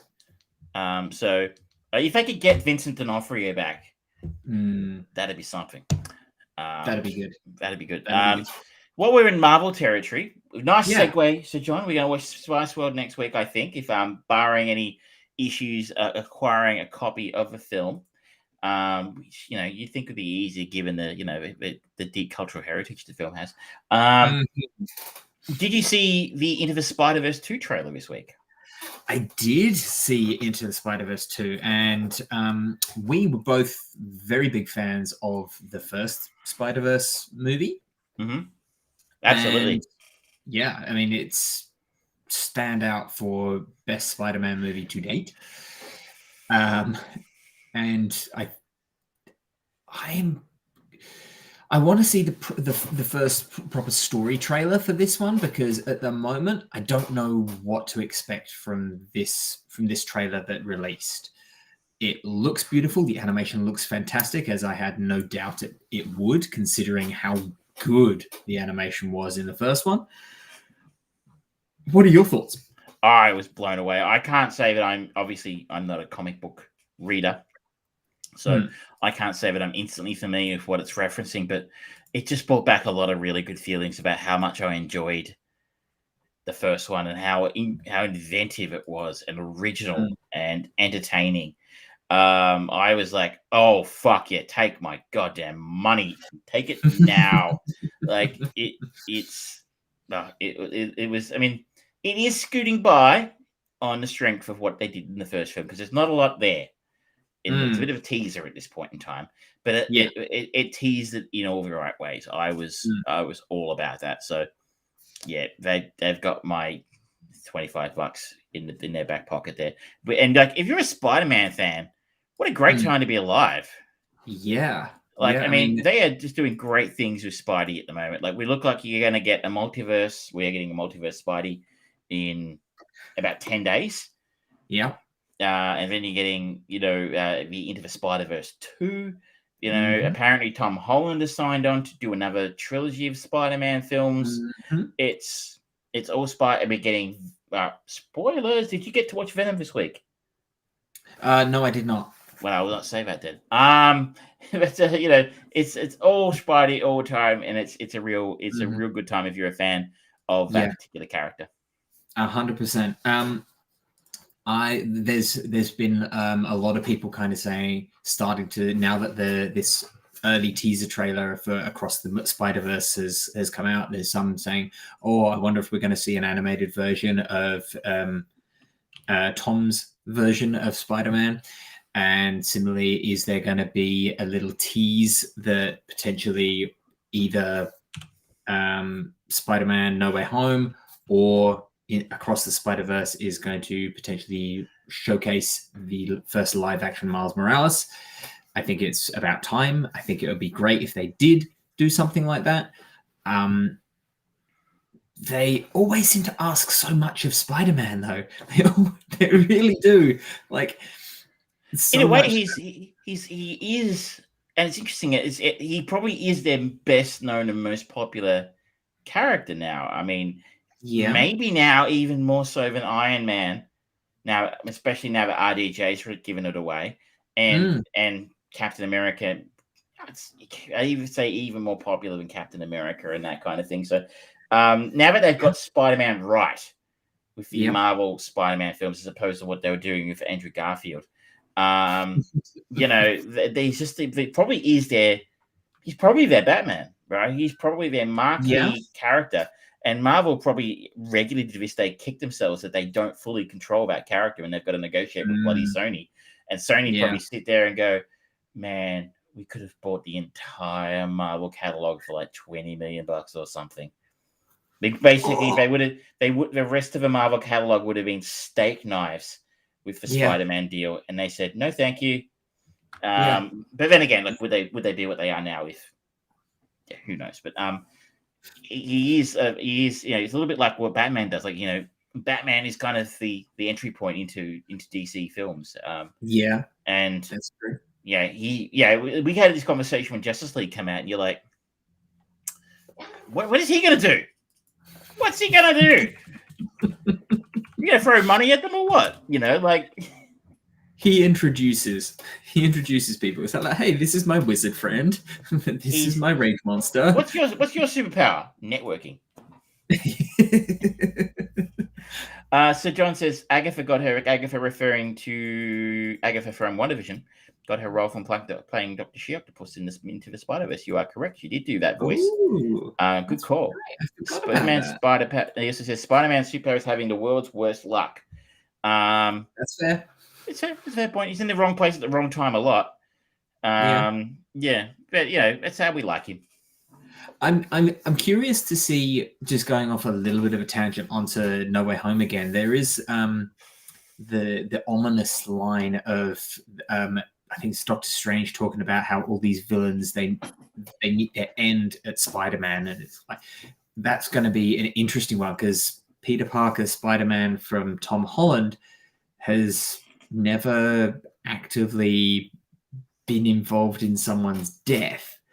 And I think that's a good emotional thing to take the character onto, especially if there's like the trailer teases the possible death of MJ falling, and will she do the Gwen Stacy hitting head on the back and dying and all that stuff. I don't think they will yet, but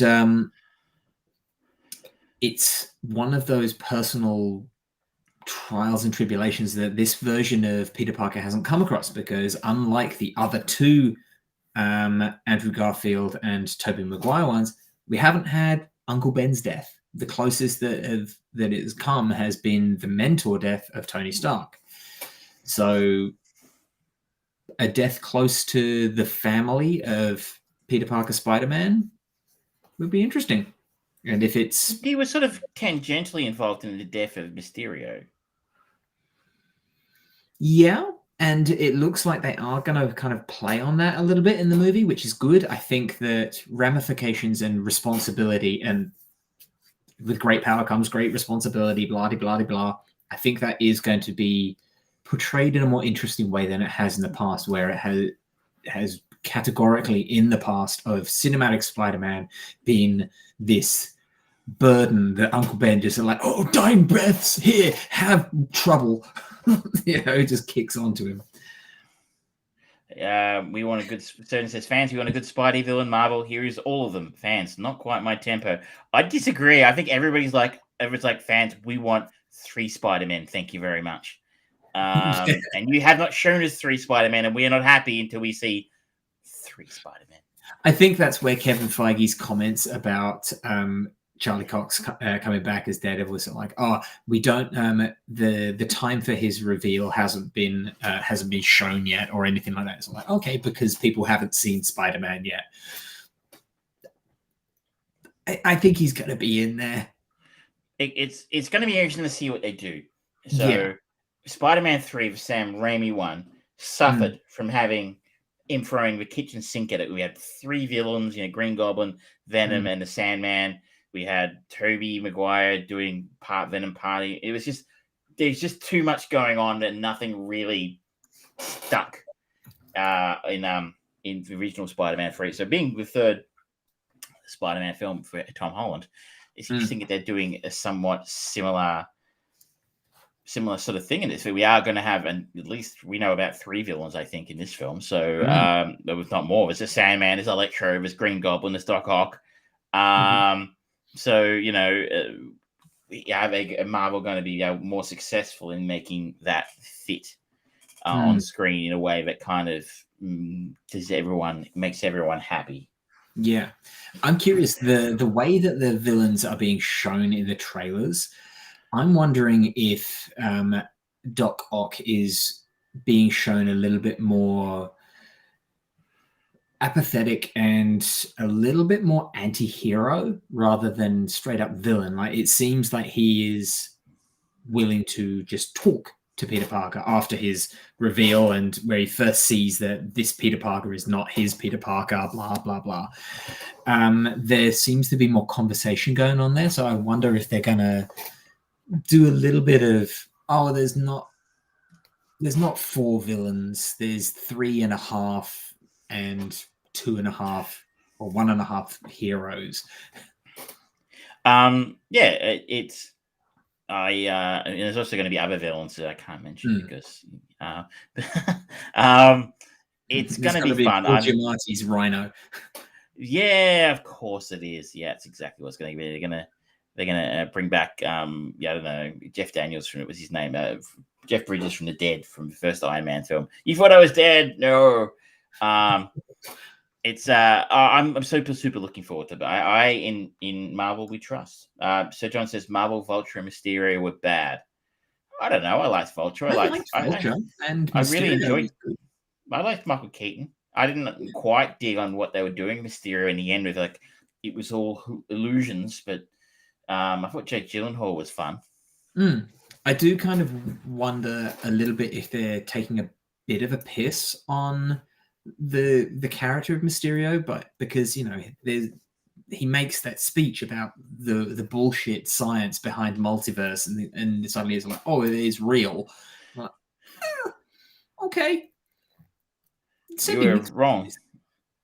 Here we are. What did he know? He just used to work at Stark Industries. You know? Yeah. I have faith they're going to pull this off because they're going to let a lot of people down if they don't. Yeah. Expectations Now, I would also sky high. like to, unless there's any other thoughts on Spider-Man and No, please. Spider-Verse, I just want to go into the trailer for Matrix 4 Resurrections. Well, it came out yesterday. I have a new trailer, a couple of new trailers since we last talked about it. I put a Facebook post up today and said, what did you ask for less? This or Clerks 3? The consensus seems to be Clerks 3, and I'll pay that. Kev, love him as we do. Mm-hmm. It's been a while between decent pieces of work for Kevin. He's just being Kevin Smith right now. And you know what? More power to him, because if I could get away with that, I would. We do. I am 2 hours every Wednesday. I am of the opinion, the school of thought that says the Wachowskis haven't made a decent film since The Matrix. I don't think anything they've done since then, and I do not count V for Vendetta because they didn't direct that. They produced it. I think maybe they wrote it. You didn't watch Sense8. I did watch some of Sense8, and it was crap. I loved it. Particularly season 2 was fantastic. I couldn't make it past 3 or 4 episodes. It was unendurably awful to me. It was just so Wachowski. It couldn't be the Wachowskiest Wachowski they were Wachowski'd. It was just so them, and it was what a drag. And Daryl Hannah was so bad in it. So I did try Sense8, and I, along with most people who watch it, apparently, because it do very well. Didn't dig it, and I don't think I've dug anything yet. I mean, I did go back this week, as I said at the start of the show. I went back and watched Matrix Reloaded this week because Michelle, who I spend a lot of time with now, is my co-host of upcoming podcast While We Fight. It will be available soon. It's her favorite Matrix film. Really? Yes. She prefers that over the original. And I remember my impression of it being talky, boring crap. And you know what? It wasn't that bad. A lot of the action holds up, but the talky bits are really talky. Yeah. And they're unintelligible. You know, I feel like, it's their philosophical stuff just gets so bogged down and is so boring and like so contrived that it's difficult to really give a shit about what's going on. And like the scene with the architect and the Merovingian, and you're like, I've got no idea what's going on. For me, I think the scene with the Merovingian is more egregious than the architect, because at least with the architect, he is talking the language that he uses to express himself and the purpose and function of the Matrix is kind of robotic, and that's kind of what he is. So it sort of makes sense for the character, whereas the Merovingian, I don't get what program he's supposed to be, and therefore the way that he talks and the making a cake that gives a woman an orgasm, it's like, okay, I don't get why you're doing that. That was weird. Yeah. I thought I had my video at 1.5 speed. Take a breath, man. Is that me or him? Or both of us? Who do you mean, John? Me or him or me. And the thing is, I think it's still a weak film. It's a significantly weaker film than the original Matrix, in the sense that everything that they got right about the Matrix, there's just a little bit crappier about the sequel, Reloaded. What was interesting, though, was I do you remember, maybe you're a little young, I don't know, but do you remember when The Phantom Menace came out in the 90s? And I remember everyone loving it when it came out. Like, you go back and you can go back and there are YouTube videos of reactions, people reacting outside the cinema about saying how amazing it was, minds blown, it was going to be like a classic for all time. And then you let it percolate for a while. And then, within 10 years, you've got people making 40-minute videos dissecting Red Letter Media. If you haven't seen it, go see it. Dissecting why it's a piece of crap. And it's universally acknowledged as a complete failure, artistic failure, if not a business failure. As in, arguably the worst Star Wars film made. Arguably. Funny enough, I've had my IMDb account now for about 20 years, believe it or not. So every now and again, I'll go in a bit. We're talking about a film. I jump in. I go, "What's that?" And I look at it. I've rated that film. I can't remember. I must have seen it at some point. I'd given Matrix Reloaded an 8 out of 10 on IMDb at some point in the past. I don't know when. Probably around 18 years ago when it came out. And I'm like, I think this film has suffered the Phantom Menace effect in the sense it's yeah. I'm like, okay. I don't know what I was thinking. It's definitely not an 8 out of 10. It's more like a 6, I think. Yeah, and I think the last one's probably about a 4 because it just got even messier. Yeah, it really did. This is a long way for me to say I don't know what to expect from them, but they haven't made a good film in a very, very long time. I don't think is a natural fit to a fourth film. I feel like it's because nothing else the Wachowskis have done have worked. They're going back to the well. A little bit the way Kevin Smith has done in the sense that it's a safe space for him to play in the Clerks world because if it's got Clerks on the banner, anyone who was a Kevin Smith fan is going to see it. Whether or not, despite the fact that Clerks 2 was kind of crap and everything else he's done recently has been crap. So if it's got the Matrix on the banner, people are going to roll up and see it. If it's got Keanu in it, people are definitely going to go and see it. Yeah. But there's absolutely no reason, I think, to be optimistic about this film. To me, so far, it looks like it's almost kind of playing a little bit into its own programming, for lack of a better descriptor, where it's self-aware. It's like, oh, yeah, we're going back to the Matrix, and there seems to be a lot of in-jokes, and it's like, okay, are we gonna... Because there's bits in the trailer where he's watching and there's a video of the Matrix, the first Matrix movie. And it's like, okay, are we having a thing where it's a program within a program within a program, and you're breaking out of the program to go into a different program, to go into a different program, to break out of another program? And you son of a bitch, I'm in. It's kind of what it is. It kind of feels like, oh, are we going to go Rick and Morty? I don't know what to expect from this. And what I'm curious about is only one of the Wachowskis is coming back. They want to just go off and do their own things, and one of them has decided to continue with this. I think it's Lily has gone off to do her own thing, and this is Lana. Yes, that's right. And I'm curious to see how that's going to translate to the storytelling, because they have been famously a production sibling team from the very beginning. They've always worked and been credited for writing and directing together, equal share, everything. So it's going to be interesting to see kind of which elements from the other Matrix movies are being continued on, which are fading to the background a little bit. Certainly the action sequences in the trailer look on point with the rest of what has come before. They've got some very pretty people in this. You've got Keanu Reeves, Christina Ricci, Jessica Henwick, Carrie-Anne Moss is back, Priyanka Jonas. You've got Neil Patrick Harris in there. Jada Pinkett Smith is back. There's a lot of pretty people, and the Matrix is filled with pretty people and not ugly people. The Merovingian guy's back too. Yeah. So no one asked for that. Interesting to see just what kind of flavor this is going to be. Is this going to be more of a traditional fare? And can the Matrix? Because when the Matrix came out, it rejuvenated action movies. Sir John says, I watched The Matrix at 8 years old. I thought it was the peak of all art. You're not far wrong, Sir John. It was a masterpiece. Yeah. I watched it at the drive-in last summer when cinemas are still closed here in Melbourne. It fucking holds up so well. It's so good. It's an absolute stone cold masterpiece. And you can watch it as an action film and enjoy it. Mm-hmm. You can get under the covers and tinker around with the philosophy and the messaging and come up with whatever you want to come up with by watching it and doing it, thinking about it. And I think that's the sign of a masterpiece. So you're not far wrong. I absolutely agree. It says, I remember my parents had to teach me about the birds and the bees because I got a boner watching Lara Croft.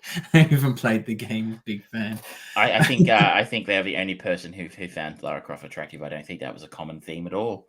But yeah, going to your point, I think that the Matrix inspired so much.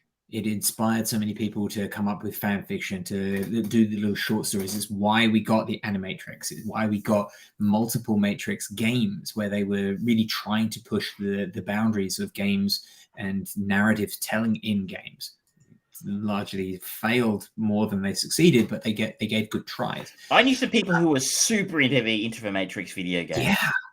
There was some, that was really original at the time. There was like storytelling for the movie went on in the video game. The video game was super linked to the movies. Yeah. And it was more thought out than just the Emperor appearing in Fortnite. But I just look at it and it's like, this is a fertile idea. It's still got so much potential, the Matrix, as an idea, as a concept for other stories. And I look at it and it's wonderful. And then I just have James Cameron in my head going, oh yes, the world that I've created in Pandora and Avatar, it's so fertile, I don't ever need to make another movie. It's like, really? Okay. Well, you're not going to be very ambitious about it. I believe the same thing, and I think this could suffer from the same fate of the later Star Wars films, and it lent too heavily on the Skywalker character, saga. Sorry. Whereas, it's an interesting. I know, and I'm gonna say it again because I'm a fucking broken record. But just go off and have a look at the Animatrix. There's a whole world they just built in there, in that 1 hour video. I think it's 1 hour of content. And there's a whole beautiful world of stories you could tell out there.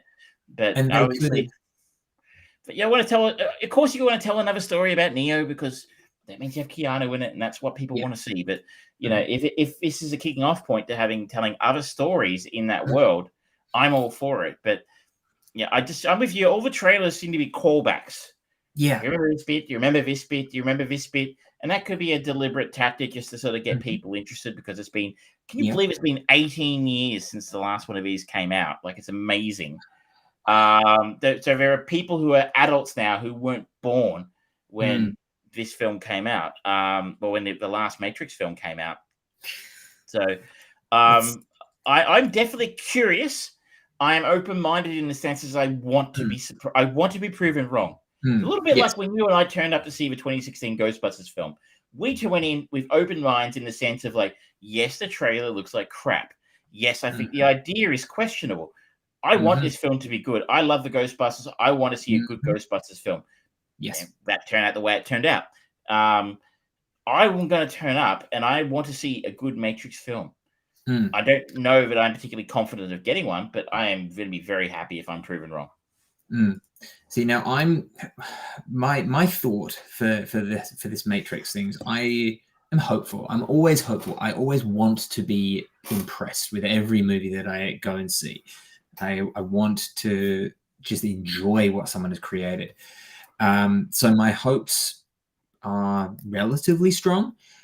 I kind of feel like ironically, it's been 18 years since the last Matrix movie. Ironically, I feel it's too soon, and I think they should have kind of gone the Cloverfield route, where it's just like, oh, we're just going to tell these stories that at the very end, or there's going to be this tiny little snippet of something in the background to showcase that these stories are set in the Matrix, and just kind of branch off there. Like even just a simple thing of doing the iconic deja vu of the cat. Somewhere in the background, you just see the same cat, just so that there's that little bit of, oh my god, this is in like Cloverfield Lane.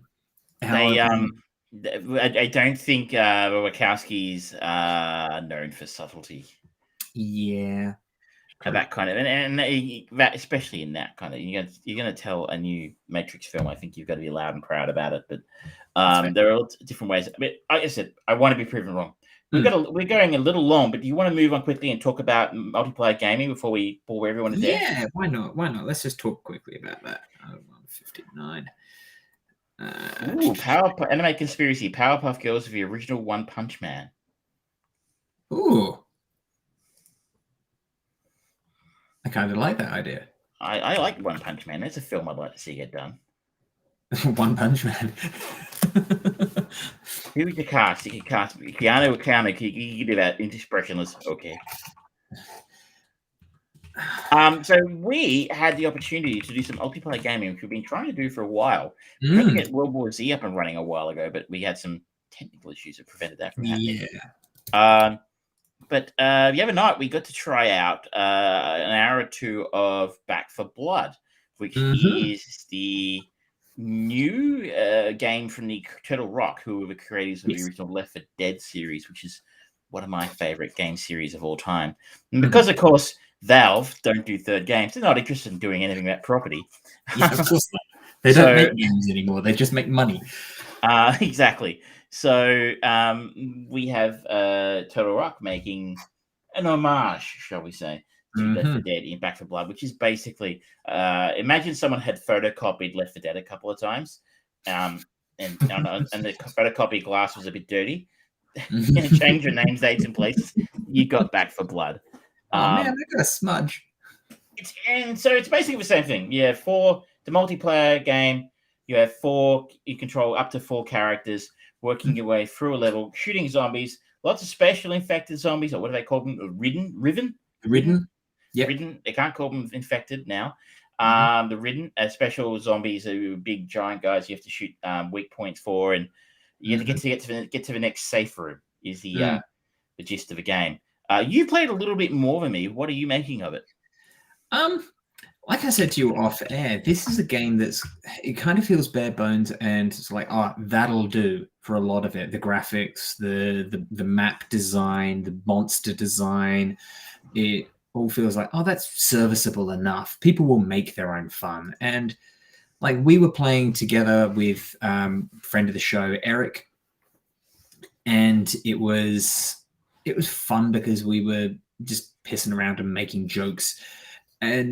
But the action was not that fun. You kept commenting about how bad the guns felt. And it's like, the action of shooting, when you've got hordes of zombies, it should either feel terrifying but satisfying, or dumb fun and satisfying. And it didn't feel satisfying at all, and it didn't feel terrifying. The one thing that I did enjoy is the first time we had that giant ogre thing, that super monster one that just appeared, and it's like, oh fuck, run. And that was the one moment where it's like, okay, I can get behind this. And then it just went back into this lethargy of make your own fun, go on. I've given you a game. You go off and do things with it. I'm not saying it's terrible, and it could definitely be fun with 4 players, and it was fun playing around with 4 players. It's just that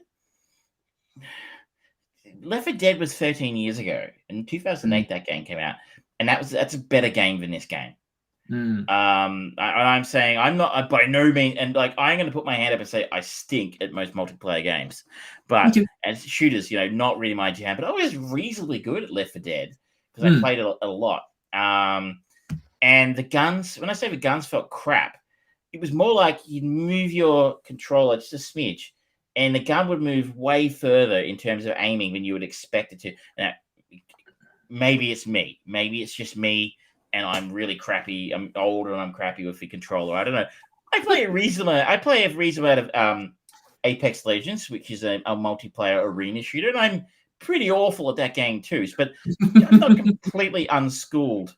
In shooters. So that kind of thing really bothered me. And that didn't happen in Left 4 Dead. Like the controller felt more precise. The guns felt more precise. And maybe the interesting thing about the guns in this game is you can get different qualities of weapon, in the sense of like, whereas in the original Left 4 Dead, you had a choice of, shotgun, assault rifle, sniper rifle, but there was no variations on that. Whereas in this one, because you're earning money during each round, there's actually an opportunity to buy better weapons and add-ons and that sort of thing at the end of it. So maybe I was just using really lousy versions of the gun, and that's you're expected to grind the game to get better weapons throughout. I don't know, but the card system I found confusing also. Yes, I think that it doesn't explain itself well, and I like the concept of it because it does throw in this possibility of almost like random generator. but at the same time, it doesn't explain its own rules well, and you just end up kind of going, all right, well, I'm just not going to use that then. I just picked the same one 5 times. I just want to start the round. Yeah. Sir John was just telling us a great movie fact that I found recently. Shrek was a love letter to Chris Farley. I think if you look into it, Sir John, Shrek was written for Chris Farley, if I'm not mistaken. I think Chris Farley was originally supposed to be Shrek, and they got Mike Myers when Chris Farley died. But I will be happy to be proven wrong on that fact. But yeah, it's okay. It's okay. I just found, while I was having fun, I found the crappy controls. I found the big monsters really annoying in the sense I just didn't, because the guns are so inaccurate that it's hard to hit those weak spots, at least for me anyway. So, anyway, I have a counter for it though. Mm-hmm. We should play World War Zombie Army 4. You mean the Nazi zombie? Yeah, I've got that actually. Yeah, I've played a little bit of that game. It's not bad. It's fun. It's like a B. It's all set up like a B movie, from the soundtrack to the basic premise of it, everything. And it's like, okay, this is purposefully rough around the edges, and it is fun to just shoot zombies in the head and watch them go and explode, or get a testicle shot on a zombie. The interesting thing about that game is the sniper element is harder to achieve in multiplayer because you're doing waves and waves, and so some of the satisfaction you get from winding up the perfect shot, and then you sort of seeing the bullet time of the bullet entering the skull, and yeah, it's still a fun game. I played a fair bit of the Nazi zombie army, whatever it's actually called. I think of Untitled, but yes, I have those games. They're fun. Halo, you had a poke around at Halo as well. Yeah, for the first time ever, I experienced Halo multiplayer. Have you never played Halo before? Just never Halo multiplayer? I've played Halo before. Like, I've tried. I've got the Master Chief Collection, and I've downloaded and tried playing Halo 5. And Halo 5 is universally acknowledged for being pretty lousy. I'm trying to get into it because the reviews have been coming in for Halo Infinite, and it sounds really good, and I'm looking forward to it. I'm going to be playing that later on. But my God, it's really fucking hard going back to Halo 1. Like, I will agree with that. I think you're a little bit like Seinfeld. You missed Seinfeld in the 90s. I don't think you can make it up now. Like, it's like the idea of going into a first-person shooter and not having a run button. Yeah, the moment for I mean, the Master Chief Collection has an updated version, but I think maybe that's only graphics, but maybe it's only graphics. Yeah. I have the Master Chief Collection here. I had the same thing, and I actually remember hiring Xbox because I couldn't afford to buy one at the time. We rented one, and we rented a couple of games, and one of them was Halo. And I actually did buy it. We rented a game, and we actually played it all weekend. And then I thought, okay, fuck it, I'm going to buy one. You know, I scrounged the money together, and it came with Halo. And I remember playing Halo for like days on end. And that first game was revolutionary in 2005. But that's 16 years ago now. So when I went back to try it again, when I got the Master Chief Collection a few years ago, you're like, okay. It's just, you know, you can acknowledge its importance, its cultural, its heritage, its importance to the culture of gaming, but it doesn't really stack up today. And the only real appeal, I think, to it now is nostalgia. Yeah. But so they don't. I'm really hoping they do a better job of onboarding new people for Halo Infinite for the story, because Halo 1 through 5, trying to jump in, it's just, it feels very too late. You're not on board. You're probably not going to get it. And I think that's part of where Halo 5's story problems came in. They tried to get you to play the character of John Locke rather than Master Chief, and people didn't like it. But the game itself, the graphics and the movement of it felt good. The story, I had no emotional investment in. You're playing John Locke and you're trying to track down the Master Chief. It's like, okay, well, I don't have that emotional connection to any of the past Halo games, so I don't care. How did you find multiplayer, though, ignoring the fact that the story doesn't really matter in multiplayer? It's great fun. I'm awful at it, but it's great fun. It is fun, isn't it? I've had a go at a couple of different modes, which is sort of your capture. There's a few different modes. I mean, I had to the other day while I was waiting for my version of Back 4 Blood to update. I played a little while, and I had to go at capture a point, which is pretty much what it sounds like. You have to capture a point a certain number of times on the map. I had to go at capture a flag. And a ball would carry, like a football one, was you have to pick up the ball and carry it carry it around for a certain period of time during the game while the other team try and kill you to get the ball off you. I think the capture a flag and carry the ball ones the most fun. They were really entertaining. Yeah. I mean, the straight up death matches are entertaining, particularly how your Spartan just ragdolls when it dies and they just fall in funny things. And but it feels just really entertaining in a way that, for me, first-person shooter multiplayers haven't felt just fun since like the N64 GameCube era of like GoldenEye and Time Splitters and things like that, where they were just fun. They weren't these hugely competitive things. There is the competitive nature to it, obviously, but it just felt like, come on, have a shoot up. And my role, whenever anyone plays with me, my role is distraction. It always has been in any team sports. Football, So John, we're talking about Halo Infinite, sorry. I'm with you actually. I've played the first two Halo games, and that was a long time ago. And I've never really dipped into multiplayer Halo very much because it always seemed very competitive and exclusive. But just jumped in, and I'm like you. I'm pretty bad at it. I don't really know what I'm doing. I'm still learning all the controls. And like the first 2 minutes of the ball one, I'm like, hang on a second, what am I doing? I don't even know what I'm supposed to be doing. Oh, there's a ball. Oh, I think we've got the ball. Oh, we're winning. Yay. It's not a massive barrier to entry. There's a barrier to being good, but anyone can just sort of jump in and have a go. And the controls aren't particularly onerous. Yeah, it doesn't take. They're surprisingly simple, but you can see that you can master it and use the surroundings and jumping into some of the vehicles and things like that. It's just fun. It's a low learning curve. It's not like it's a really shallow learning curve, but the skill curve will take obviously significantly longer.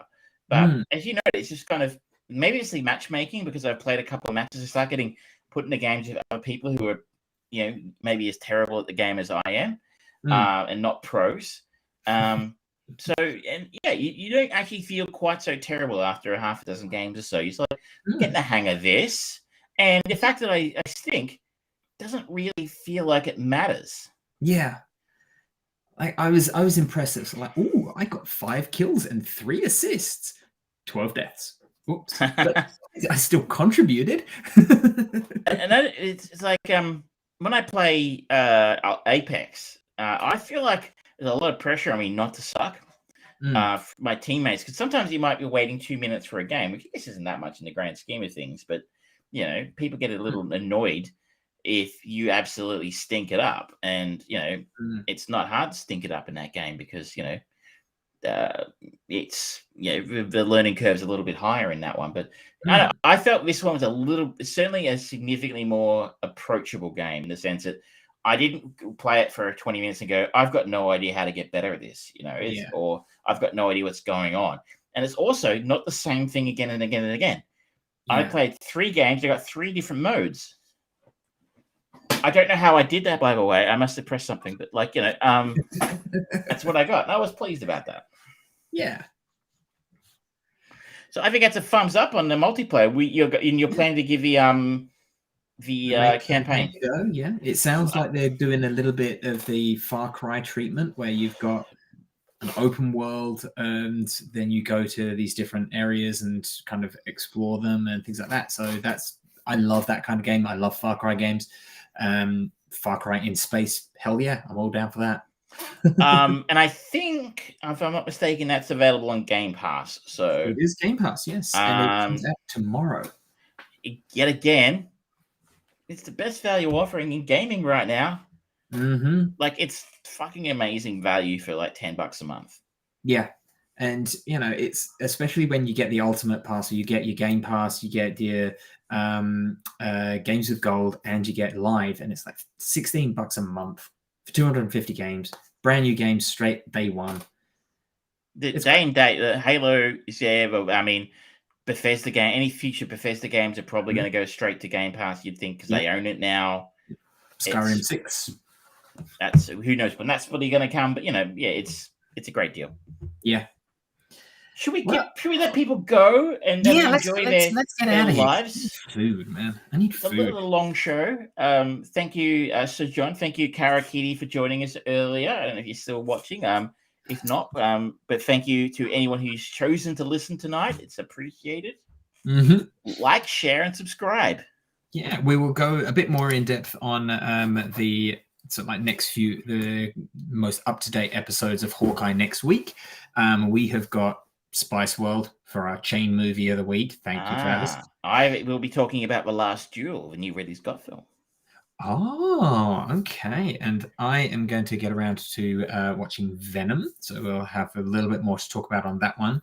And obviously more Wheel of Time, because I love that. And I'm sure we'll have some more multiplayer stuff as well. If we get the chance, we'll jump in together and play some more there. Well, maybe we'll have Nazi Army if we have time. But otherwise, thank you very much for watching, listening, and tuning in. We'll see you next week. Good night, ladies and gentlemen.